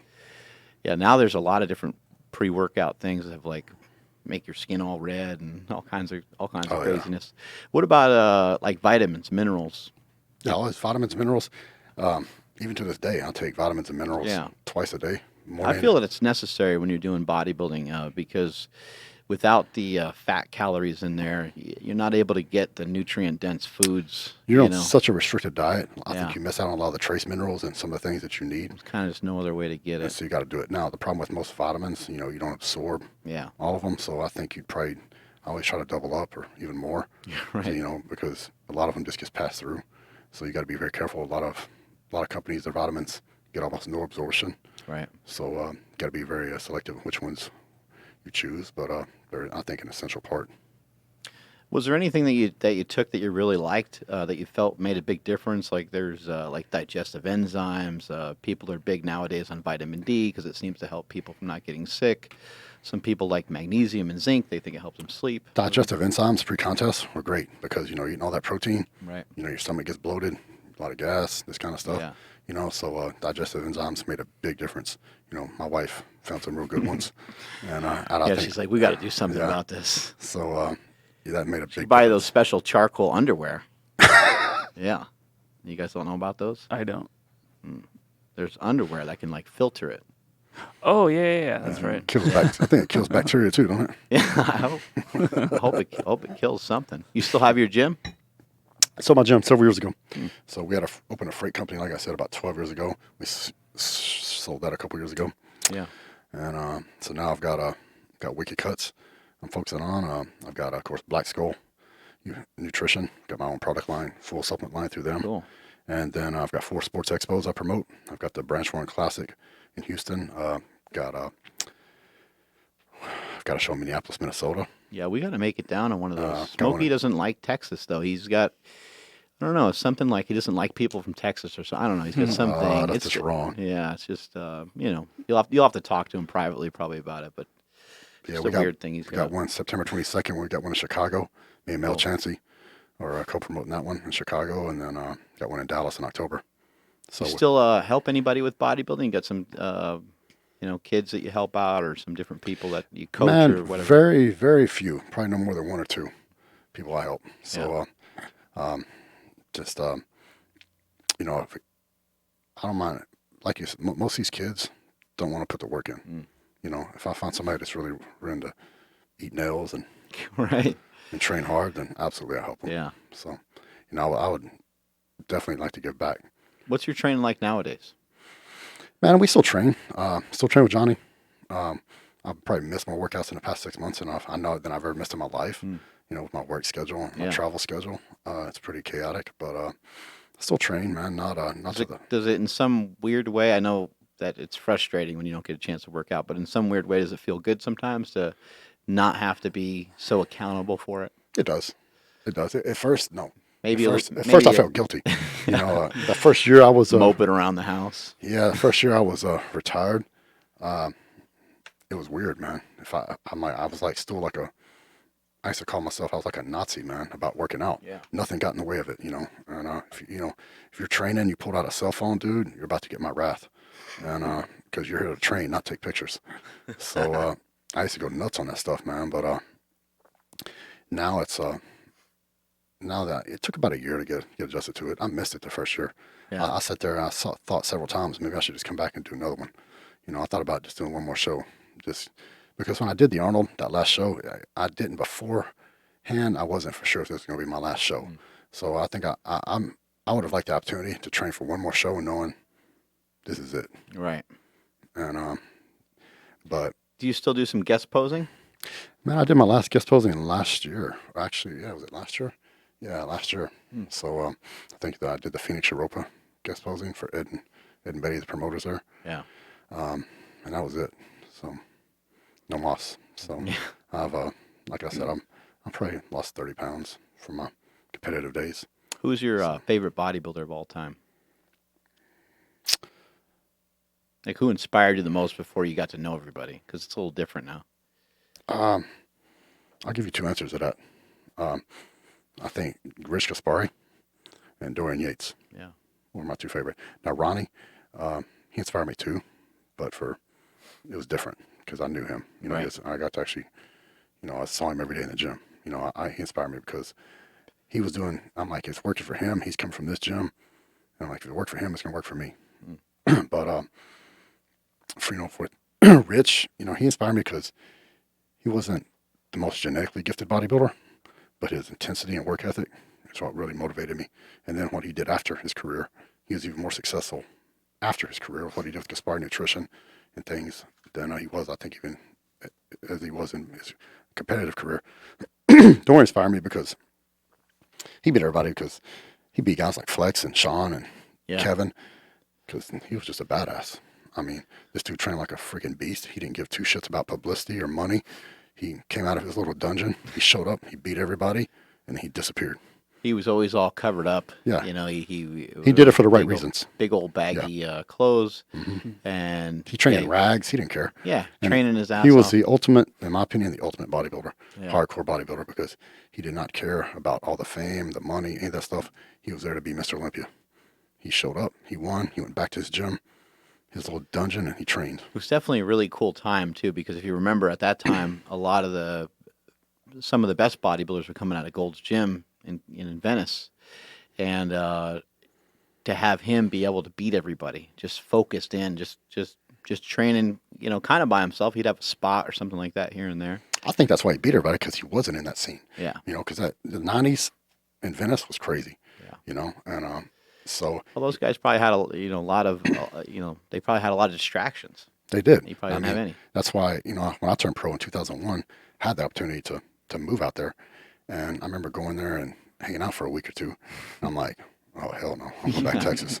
So, I'm going back to my dirty little sweat box, and that's where I'm going to stay.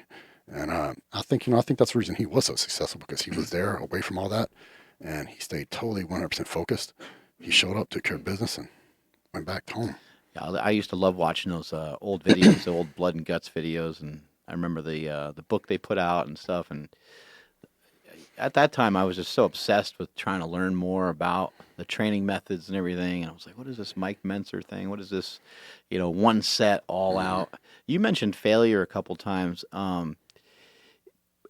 But when I'm watching some of your stuff, I'm not seeing a lot of like assisted stuff. Is it your failure? Or, is it you're going to, are you going to rep shy? Like what is your kind of definition for you? Or is it just all out, complete annihilation? Just all out annihilation, brother. I mean, whether that's all you can do by yourself, or whether you have a partner assist you, So a Okay, little, yeah. little mix. Yeah, I mean, some things it's not really practical to squat on, or to spot on. Yeah, yeah. Gotcha. So if you're doing bench press or incline bench or something, Right. I usually have a spot and I'd get forced reps. If you're doing bicep curls, it don't really make sense to have somebody spot you on dumbbell curls. Yeah. So you just go until you can't do no more. And so my working set, I'd usually always try to take to the very max, get all I could out of it. So that's hard to do mentally because there's days you come in the gym, you just have it. And some days you're just like, fuck. And so to mentally prepare yourself to do that, every time that was the biggest challenge. Was there anybody you trained with or that have you've been around who've is just a flat out genetic mutant? Not that they didn't work hard, but just super responder. They just kind of respond, like they start doing something or start dieting, and boom, they're in shape. Some of my contemporaries I compete against were. Yeah. I mean, one guy in particular, I mean, I'd watch him train. I'm like, how the hell does he look like that and train like that? And he would, I remember we'd do appearances together. He'd refuse to train with me. He's like, no way, dude, I ain't doing that shit. He goes, and I go, you don't ever train? He's like, no. I mean, my wife lifts more weights than he does, and he outweighs her about 100 pounds or more, probably more than that actually. But, and I'm just like, to this day, I can't criticize him. I'm not going to criticize him because it worked for him. Right. And he's been one of the most successful bodybuilders in the history of the sport. And it works for him. If I train like that, I'll still weigh 150 pounds. Yeah, you got to be smart. You got to stay in your own lane. Having Jay Cutler here on the show was awesome. He said when he was young, he got into pushing some heavier weight. As he got a little older, he's just like, I just learned. It doesn't always have to be the heaviest weight, but I had to get some stimulus. And he would get into those weights, and he would, quickly move out of them. And luckily for him, he didn't end up with many injuries. He had like bicep tear towards the end there or whatever. But for the most part, he was able to stay, away from, a lot of the injuries that they end up running into. As you got ready for a show, did your train quite a bit? Because the energy is less because you're just having maybe less calories, or? I didn't really vary my training much. I think I let the diet and do the job. So just like whatever you had for the day, though, like whatever amount of energy you had to put into that workout, you were okay with it, if not being as epic as 6 weeks prior or something like that. If you're 3 weeks out, you're also not going to train the way you would if you were 12 weeks out. Right. That's just common sense dictates you're going to get hurt, and you're not going to be able to do that because your strength is going to decrease because you've lost weight. Your body fat's down. So, but intensity-wise, I still brought it, man. Yeah. That was the thing is, with me and Johnny, I remember there was days we came into the gym like, hey, man, we're gonna cut back a little bit today. It never happened. Never happened. Yeah, you're planning it out, trying to be all smart. Yeah. What do you got, Andrew? You guys had touched on it like just very briefly, but like I was telling you before the show, when I was telling some like friends and family, like, dude, we're gonna have Branch Warren on. They're like, dude, that rings a bell. Like, you watch Generation Iron, right? It's like, yeah, the dude that got bucked off the horse. Like, oh yeah, that's the guy. But I had heard that you kind of had told the camera crew, like, hey, like, give my horse some space, and then they ended up kind of messing with the horse again. But that was all here, like, someone else's story. So what exactly happened? Well, man, they came to my house, and because we have horses there. I've got 4 horses, and they wanted to get a scene of me in front of my house. I've got a pond in front of the house, and riding the horse and do a little interview there. So I've had this horse for a long time, and usually I can whistle and he'll come to me, and no big deal. Well, you've got I don't know, 12 people in this camera crew. They've got their cameras and the microphones, the big boom mics with the fuzzy thing on it, and they came around there, and I'm trying to catch him, and I couldn't even catch him. He was not digging all that, and he's running around, wouldn't let me catch him, freaked out. And anybody that has horses, they're like like a dog. You have a dog for 10 years, you get to know your dog, when something's wrong with him and something ain't. And so I told him, I was like, oh, you guys need to go around the other side of the building, stay out of sight, and don't come back over here. I need to calm him down. It took like 20 minutes to get him calmed down and chilled. I finally caught him and saddled him, walked him around for a little bit, and got on him, rode him around in the pen. And I came out, and they all came back up, and I'm like, he started freaking out. So I said, hey, guys, I told you, stay back. I said, the cameraman and the producer, you can come. we'll go up here, we'll do this interview. And I said, that's it. And I said, you guys got to stay back because I don't want to get thrown. Because I'm like, 5 weeks from Olympia. I just won the Arnold Classic, and I just suffered a potentially career-ending quad tear before the Arnold Classic. I came back 6 months later, won it. Shit. And so I was in really good shape and looking to, I just missed the prior Olympia because I was out with a torn quad. So I had a lot of high expectations. I just gotten second, third at the previous 2 Olympias. So we're there, and this dude comes up with that freaking boom mic thing and spooks the horse, man. And we have a little rodeo, and I'm kind of trotting him back to the house, and he's still, jumpy, and he bucks a little bit, and I wasn't expecting it, and got thrown, and landed on the concrete head first. So not cool, man. I think I tore my groin. Yeah, could have been worse. Cracked my head, and it could have been worse, and I was not happy. And, yeah, you get thrown. I mean, the horses are fucking high up too, horses, and they buck you off. That horse is, he's 16'3" hands. Anybody knows anything about horses, so he's a big horse. Yeah. And I can barely get on him. He's so big, and you probably fell from what, 8 feet, 10 feet, so, somewhere in that range. So and I was, that's a long way down, especially to land on fucking concrete when you're thrown too. So you see, the next day when I'm in the gym, I'm training, and I'm like going off on the guy to get out of my face, because that same guy I told, man, don't set up the camera right in front of my face, and what does he do? He gets right in my face. Oh shit! So I was done with him, and I asked the producer, and hit the restroom real quick. So keep firing questions. Yeah. So I told the producer after that happened, the horse incident, I said, hey man, I'd appreciate, I did get injured, and it's affected my training for the Olympia. I'd appreciate it if you wouldn't put that in the film. And he assured me he wouldn't. I asked him twice. He assured me it wouldn't do it, and he puts it in the film. And he wouldn't even tell me until I went to the premiere in New York. He sent somebody else over to break the news the news to me before I see it on the screen. Yeah. And to this day, he still wouldn't talk to me about it. So shit. So like, other than that bullshit happening, have you gotten like a positive response from fans because of the documentary? Yeah, the overall, I think that first one, that first generation we were all in. Yeah. It's I think it's the first bodybuilding documentary probably since Pumping Iron hit the big screen. Yeah. We had premieres. I went to the premiere in Australia, New York, LA, and Hollywood.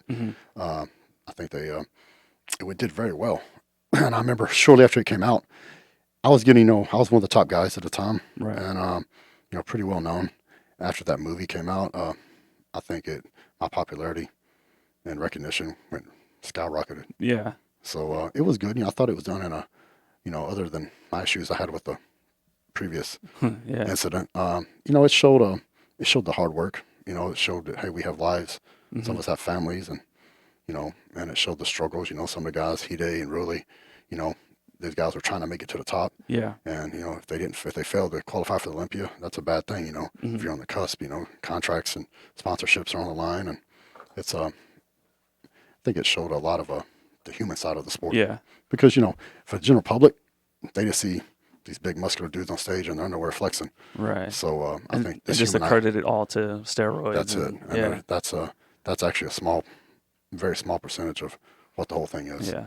So then I don't mean to set you up with this question, but like, if we were to take steroids out of the equation completely, how big can people get? If you take, like I used to tell people, I've been asked that question before. Yeah. You take steroids, take all drugs out, you're going to have the same top 10 guys at the Olympia. They're just not going to weigh as much. Right. Because if you got it, you got it. If you ain't got it, no drug's going to give it to you. Yeah. So you take all the drugs away. Those same top 10 guys are going to have the same discipline, same genetics, same work ethic, same drive. Yeah. They're still going to get there. They're still going to be the same top 10 guys. So that's the difference. That's fucking awesome.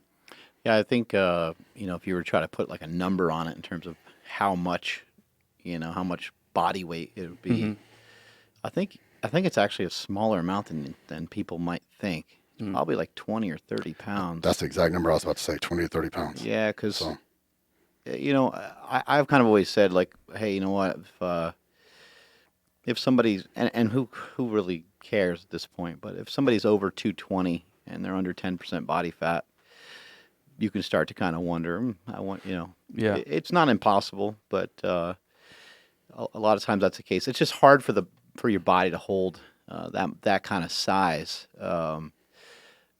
without some enhancement. But some of the things they've done for me over the years, like, I remember I deadlifted 633 at 198 in a competition. And I was like 23 or so. Making that 198 was not easy. But I mean, that was first of all, it was a million years ago, and secondly, that was before I ever took anything. When I started to take stuff at my strongest in a suit, I ended up deadlifting 766, but I weighed like 308, or maybe I was even super heavy for that meet. I can't remember.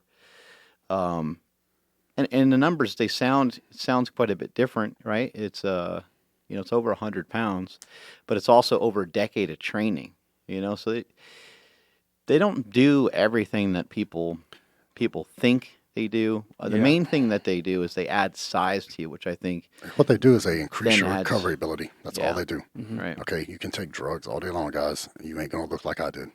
Okay, okay, that's not no magic pill.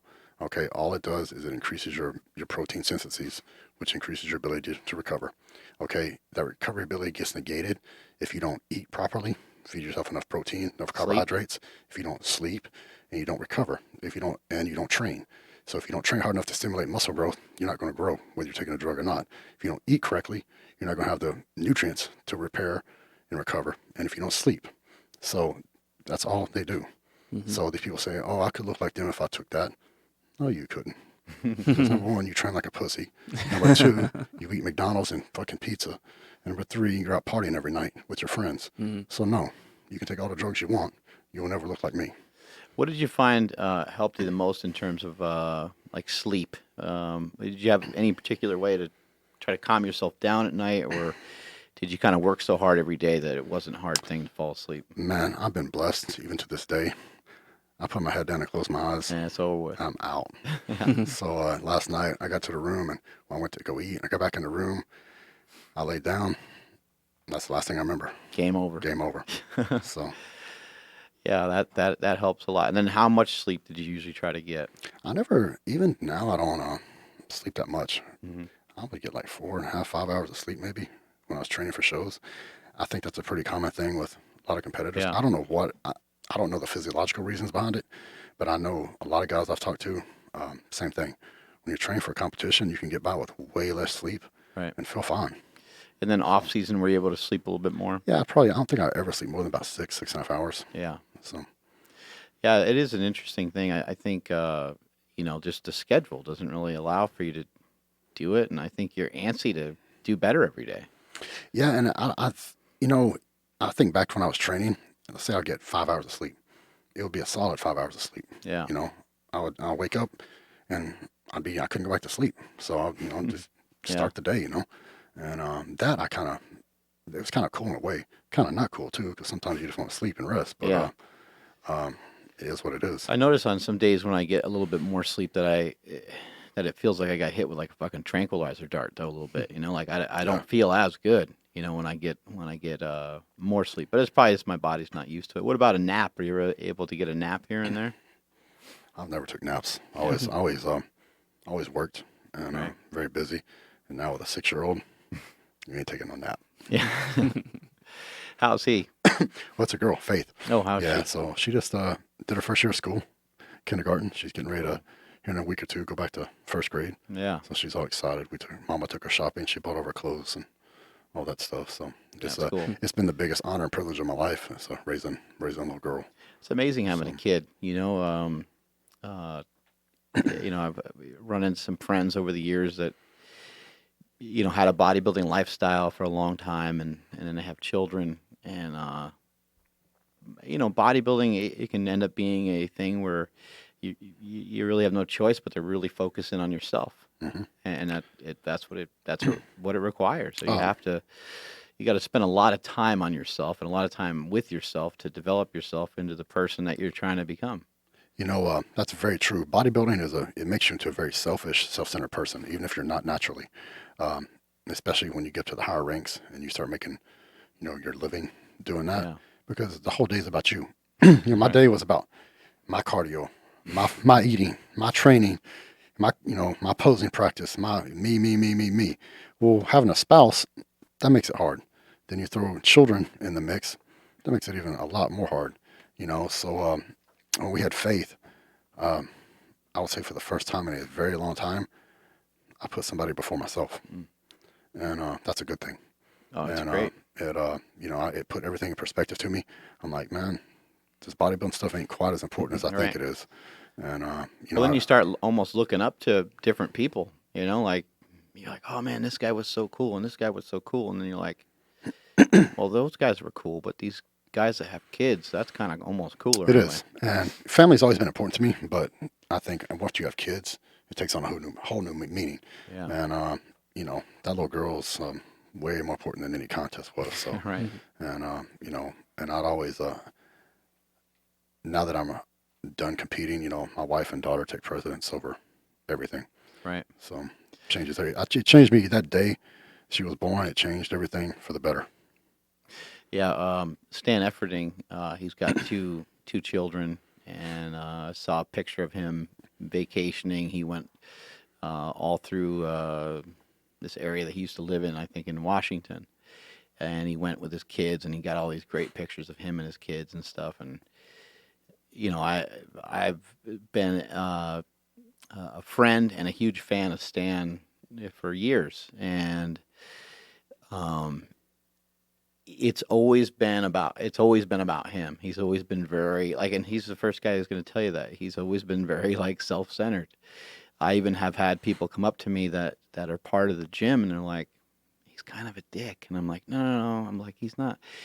He's not going to go out of his way to say hi to you unless you're kind of part of what he has going on. Mm-hmm. Like, it's just, sorry, but that's just the way some people operate. It's the way he operates, And he's actually very nice as soon as you talk to him, But anyway, when I saw these pictures, I was like, I told him, I was like, those are the coolest pictures I've ever seen of you. I got some pictures that I have to admit, I got some serious wood over that he's taken over the years, where he's doing these crazy deadlifts or these videos when he was calling out like Johnny Jackson and some of these things. Mm-hmm. It was fun. It was fun to see him do some of these big lifts, and he squatted over 900 pounds in the gym, and he did some really crazy stuff, setting all these records. And we got some great images of him and stuff. But I was like, man, those pictures, that was fucking coolest thing, because I know the turn. Yeah. I know what happened. I know the evolution of what happened to you. And he's like, man, it's the coolest fucking thing. Yeah. Now, that's a good point. When I was in the gym training, I wouldn't talk to nobody. I mean, Right. There was days me and Johnny would train. We'd never say a word to each other, much less anybody else. So, and it was cool, and Yeah. because, you're so focused, and You guys are probably, I would imagine, being around each other that much, probably kind of pissed at each other sometimes too, right? If he's kind of bringing it, or I don't think I can't say I've ever been pissed at Johnny, man. okay, Johnny is a solid dude, man, and one of the few people in the world I call a friend. But super competitive. Yeah. And I have nothing but respect for that, because whether we were in the gym or on the stage, he was going to do everything he could in his power to beat me. And that's cool, because I was doing the same thing. And, people said, how do you compete against each other and still train? I'm like, once we leave the stage, we leave that crap on the stage, and when we're in the gym, that's a whole different platform. I'm not going to let him outlift me. He's going to not let me outlift him. Yeah. And we push each other in a positive way to be better. Right. And I don't know if I could have accomplished everything I accomplished had I had him for a workout partner, because every single day it was a fucking battle to the death, and it was cool. Did you guys do a lot of things together? Did you eat similar and things like that, or not really? Nah, because he was more. He couldn't eat all the carbs I could eat. He used to look. We'd be traveling or somewhere. He'd see what I'm eating. He'd get so pissed. Man, that's bullshit, man. And I'm like, whatever. Good for me, bad for you. But Yeah. I know he had to go a little bit lower carbs than I did. But he had a super strong guy, man. And, unbelievable. And it was a pretty cool, because his back and stuff was his strong point, and his strength, as far as physically, bodybuilding speaking, and also in the gym, that was my weak point. So that helped me push harder to improve that area. And yeah, he was. or my legs were my strong point, and that was his weak point. So I pushed him on legs to get better and improve. So it was a perfect match. Yeah. Yeah, he was incredibly strong. What were some of your carb sources normally? Oatmeal, sweet potatoes and white potatoes, and rice. I always ate white rice. Mm-hmm. I just didn't like brown rice. Yeah. And wasn't that big of a sacrifice to. Probably doesn't make a big Yeah. difference between the two. So Yeah. that was my main carb sources. What about protein? Protein, egg whites, chicken, a lot of game, elk, buffalo, venison. Yeah. Yeah, venison is really lean. Yeah, so is elk and buffalo. Yeah. Bison. I used to go to Wyoming every year and hunt a buffalo. Hmm. And you would get, between 600 and 700 pounds of meat Shit. from the buffalo. So Yeah. you were set. And you can't get a more natural, healthier source than wild game. And Right. there's no hormones, no preservatives. And it tastes, once you get used to eating it and you go and try to get a steak, you're like, ugh. Yeah, it doesn't Yeah. taste as good, right? So, What about fish? Any fish? yeah, I would eat fish, but I'm not a big Not a fan. fish fan. I like fried fish, and that ain't really conducive to bodybuilding. So Right. didn't eat a lot of fish. Right. And then what about your fat sources? Just kind of almost like whatever you got from your foods. I never intentionally added fat, Mhm. so whatever fat I got was just from the naturally occurring in the food. Right.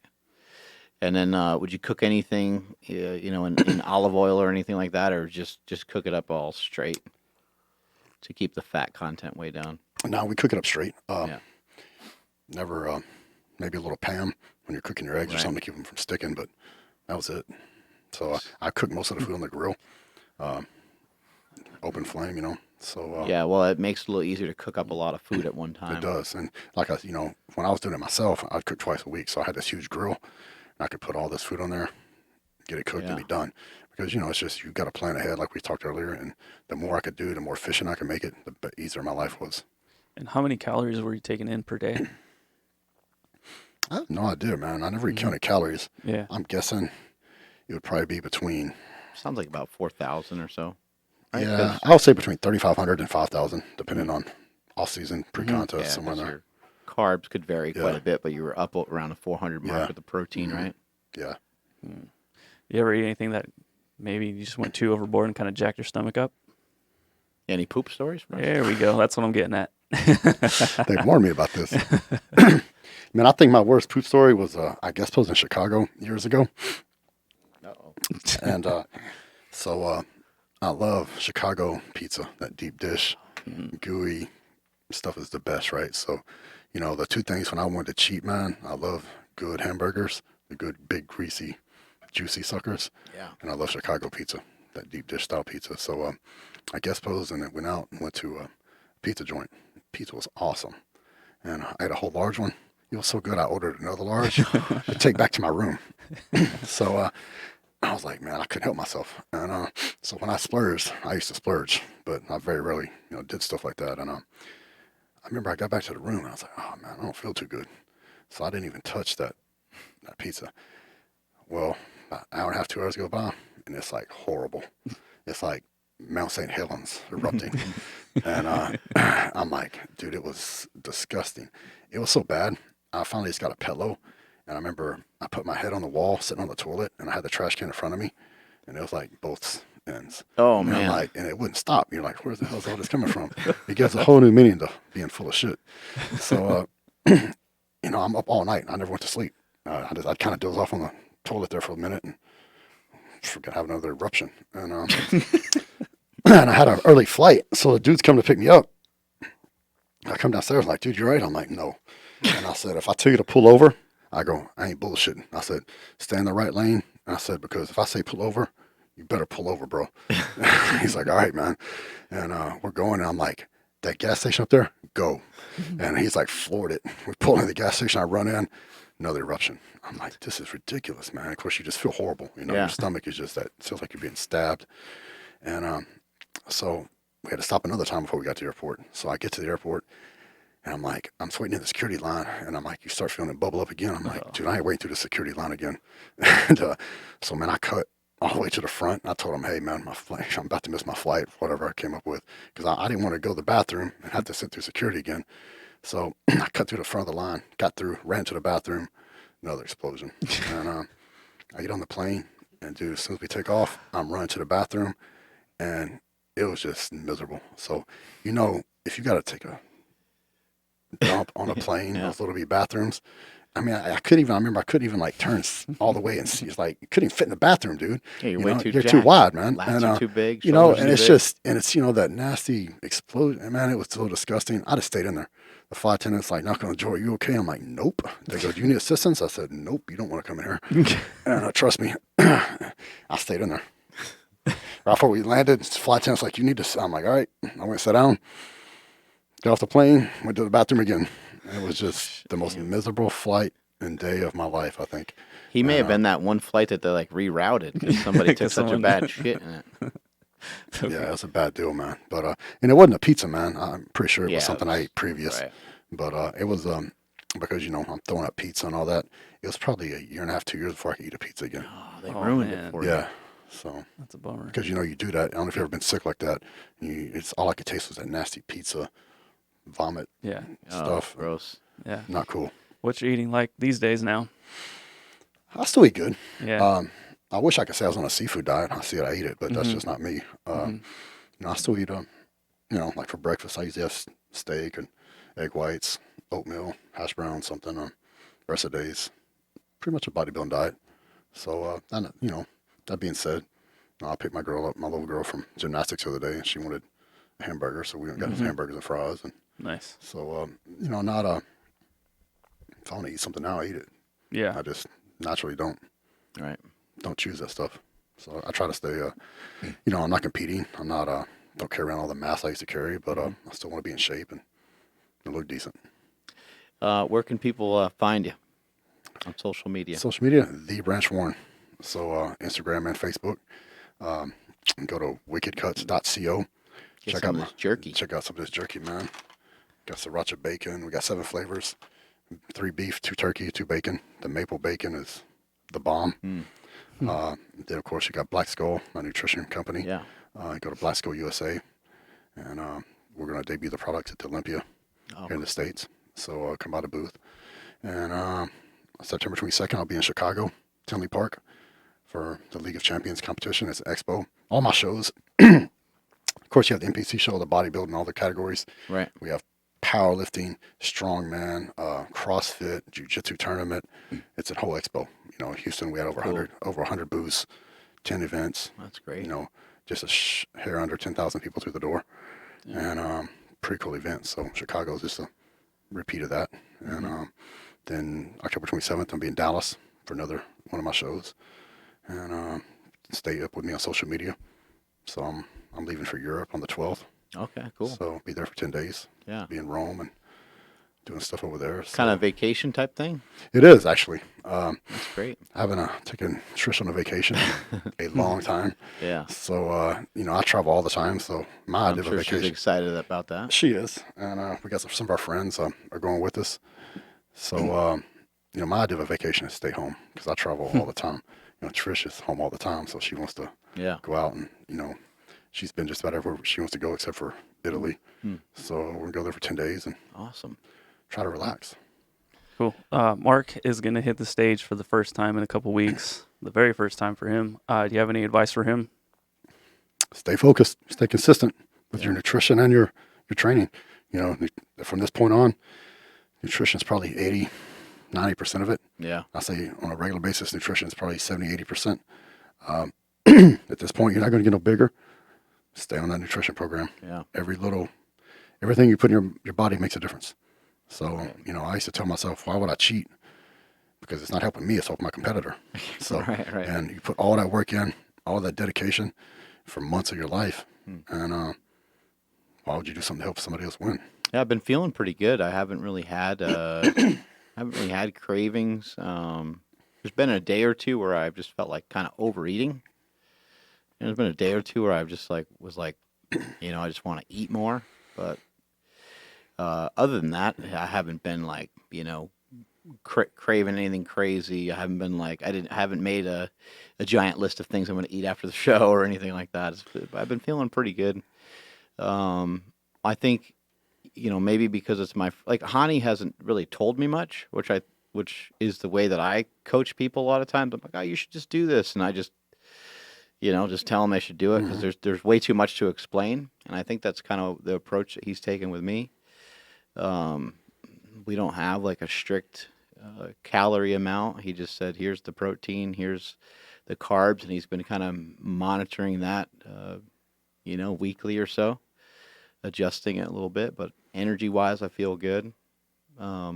Hopefully that continues, but if it doesn't, I know that there's just a few more weeks left, so I can kind of see the light at the end of the tunnel. Yeah, that's what I was going to say. You got the light at the end of the tunnel, and that's when I was coming up, the guys would just tell me, "Hey, eat this and do this." I just did it. Yeah, and I'm like, it works for them, so that's one of the reasons I quit training people, because some people, they want to question and have an explanation of every single thing, and I'm just like, dude, just shut up and do this. It'll work. Trust me. Just stick to it. And it's amazing how your body can change every day. It does. It's a wild thing. You'll see when you get close to that show, your body will change every hour, that day or so before the show and during the show. So at the Olympia and those shows, you'll see guys that come out on stage for prejudging. By the time prejudging's over, they look totally different. Yeah. Some people look better. Some people look worse. And some of that's from the posing and everything. Correct. Dryness comes out a little bit more and all that, right? Yeah, some people spill over. They carb up too much. They start posing. Right. They start spilling over and getting watery. Other people harden up and get better. So it just, the closer you get, you'll really see, just every hour your body will change. Yeah, it seems like for me, no matter what I've done sport-wise, it seems like there's nothing special about me. Like I tricks don't seem to work very well. So like, doing some sort of crazy carb up or anything like that doesn't seem like it would be. Just in my past history, I already know that like anything that's like just fancy, it normally doesn't bode well for me. Just the consistency always works well for me. Correct. That's what I was telling you. Be consistent, because I learned that very, very early on. All these crazy gimmicks and tricks, and eat 600 carbs a day of the show. Yeah, like drink all this water, then don't drink no water, and then take all this sodium and do all this crazy stuff. Your body doesn't like extremes, so it doesn't react well. I've seen guys do crazy stuff, and sometimes they hit it. It works out for them. The next 3 times, it doesn't. Right. And how many times do you hear guys say, "Man, I looked better a week ago than I did at the show"? Oh, you hear yeah, because you did all this crazy nonsense. If you look, when I got second at the Olympia, 2 weeks out, I was done. And I'm like, I can't be no better, right. And I remember I cut back, and everything, and just went into the show, because if you can't be any better and you keep pushing and pushing, you're going to reverse. Right. So start to kind of flatten out. Yeah, same thing at the 2011 Arnold. 2 weeks out, I posed, and I was like, that Saturday, 2 weeks out, and I'm like, I'm done. Wouldn't won the show. So, I think so. Any of that crazy stuff at the end, right? You're rolling. It's like roulette. You might hit it. Right. Chances are you won't. Well, it's a hard thing to monitor too, because a lot of times, a week or so after a show, a lot of guys feel they look better, but maybe they look better in the gym. Yeah. Not on the stage. Yeah. Right. So because it's like, well, you filled everything up, and you certainly look a lot bigger. I remember I used to see guys. I'd see them in the gym. I'm like, golly, that dude looks incredible. Yeah. The time they got on stage, you're like, what happened? Yeah. Then some guy that didn't look like nothing in the gym, he gets on stage and destroys everybody. So. Yeah, the posing's been kind of the strangest part of it, just because I've never really messed with any of that. But other than that, everything's feeling good. I feel confident. I'm excited for it. It should be pretty cool. Enjoy the ride, man. So, when you're standing on it, especially if you can go and you can be the last man standing up there, it's all worth it. Yeah. So all that hard work and sacrifice that you put into, and then you're the last one up there and you win it, then it's all worth it. And what I found is usually the harder I work and the more sacrifices I made, the sweeter that victory. Right. Cool. Strength is never weakness. Weakness never strength. Thank you so much, man. That was fun. A lot of fun. Thanks for having me.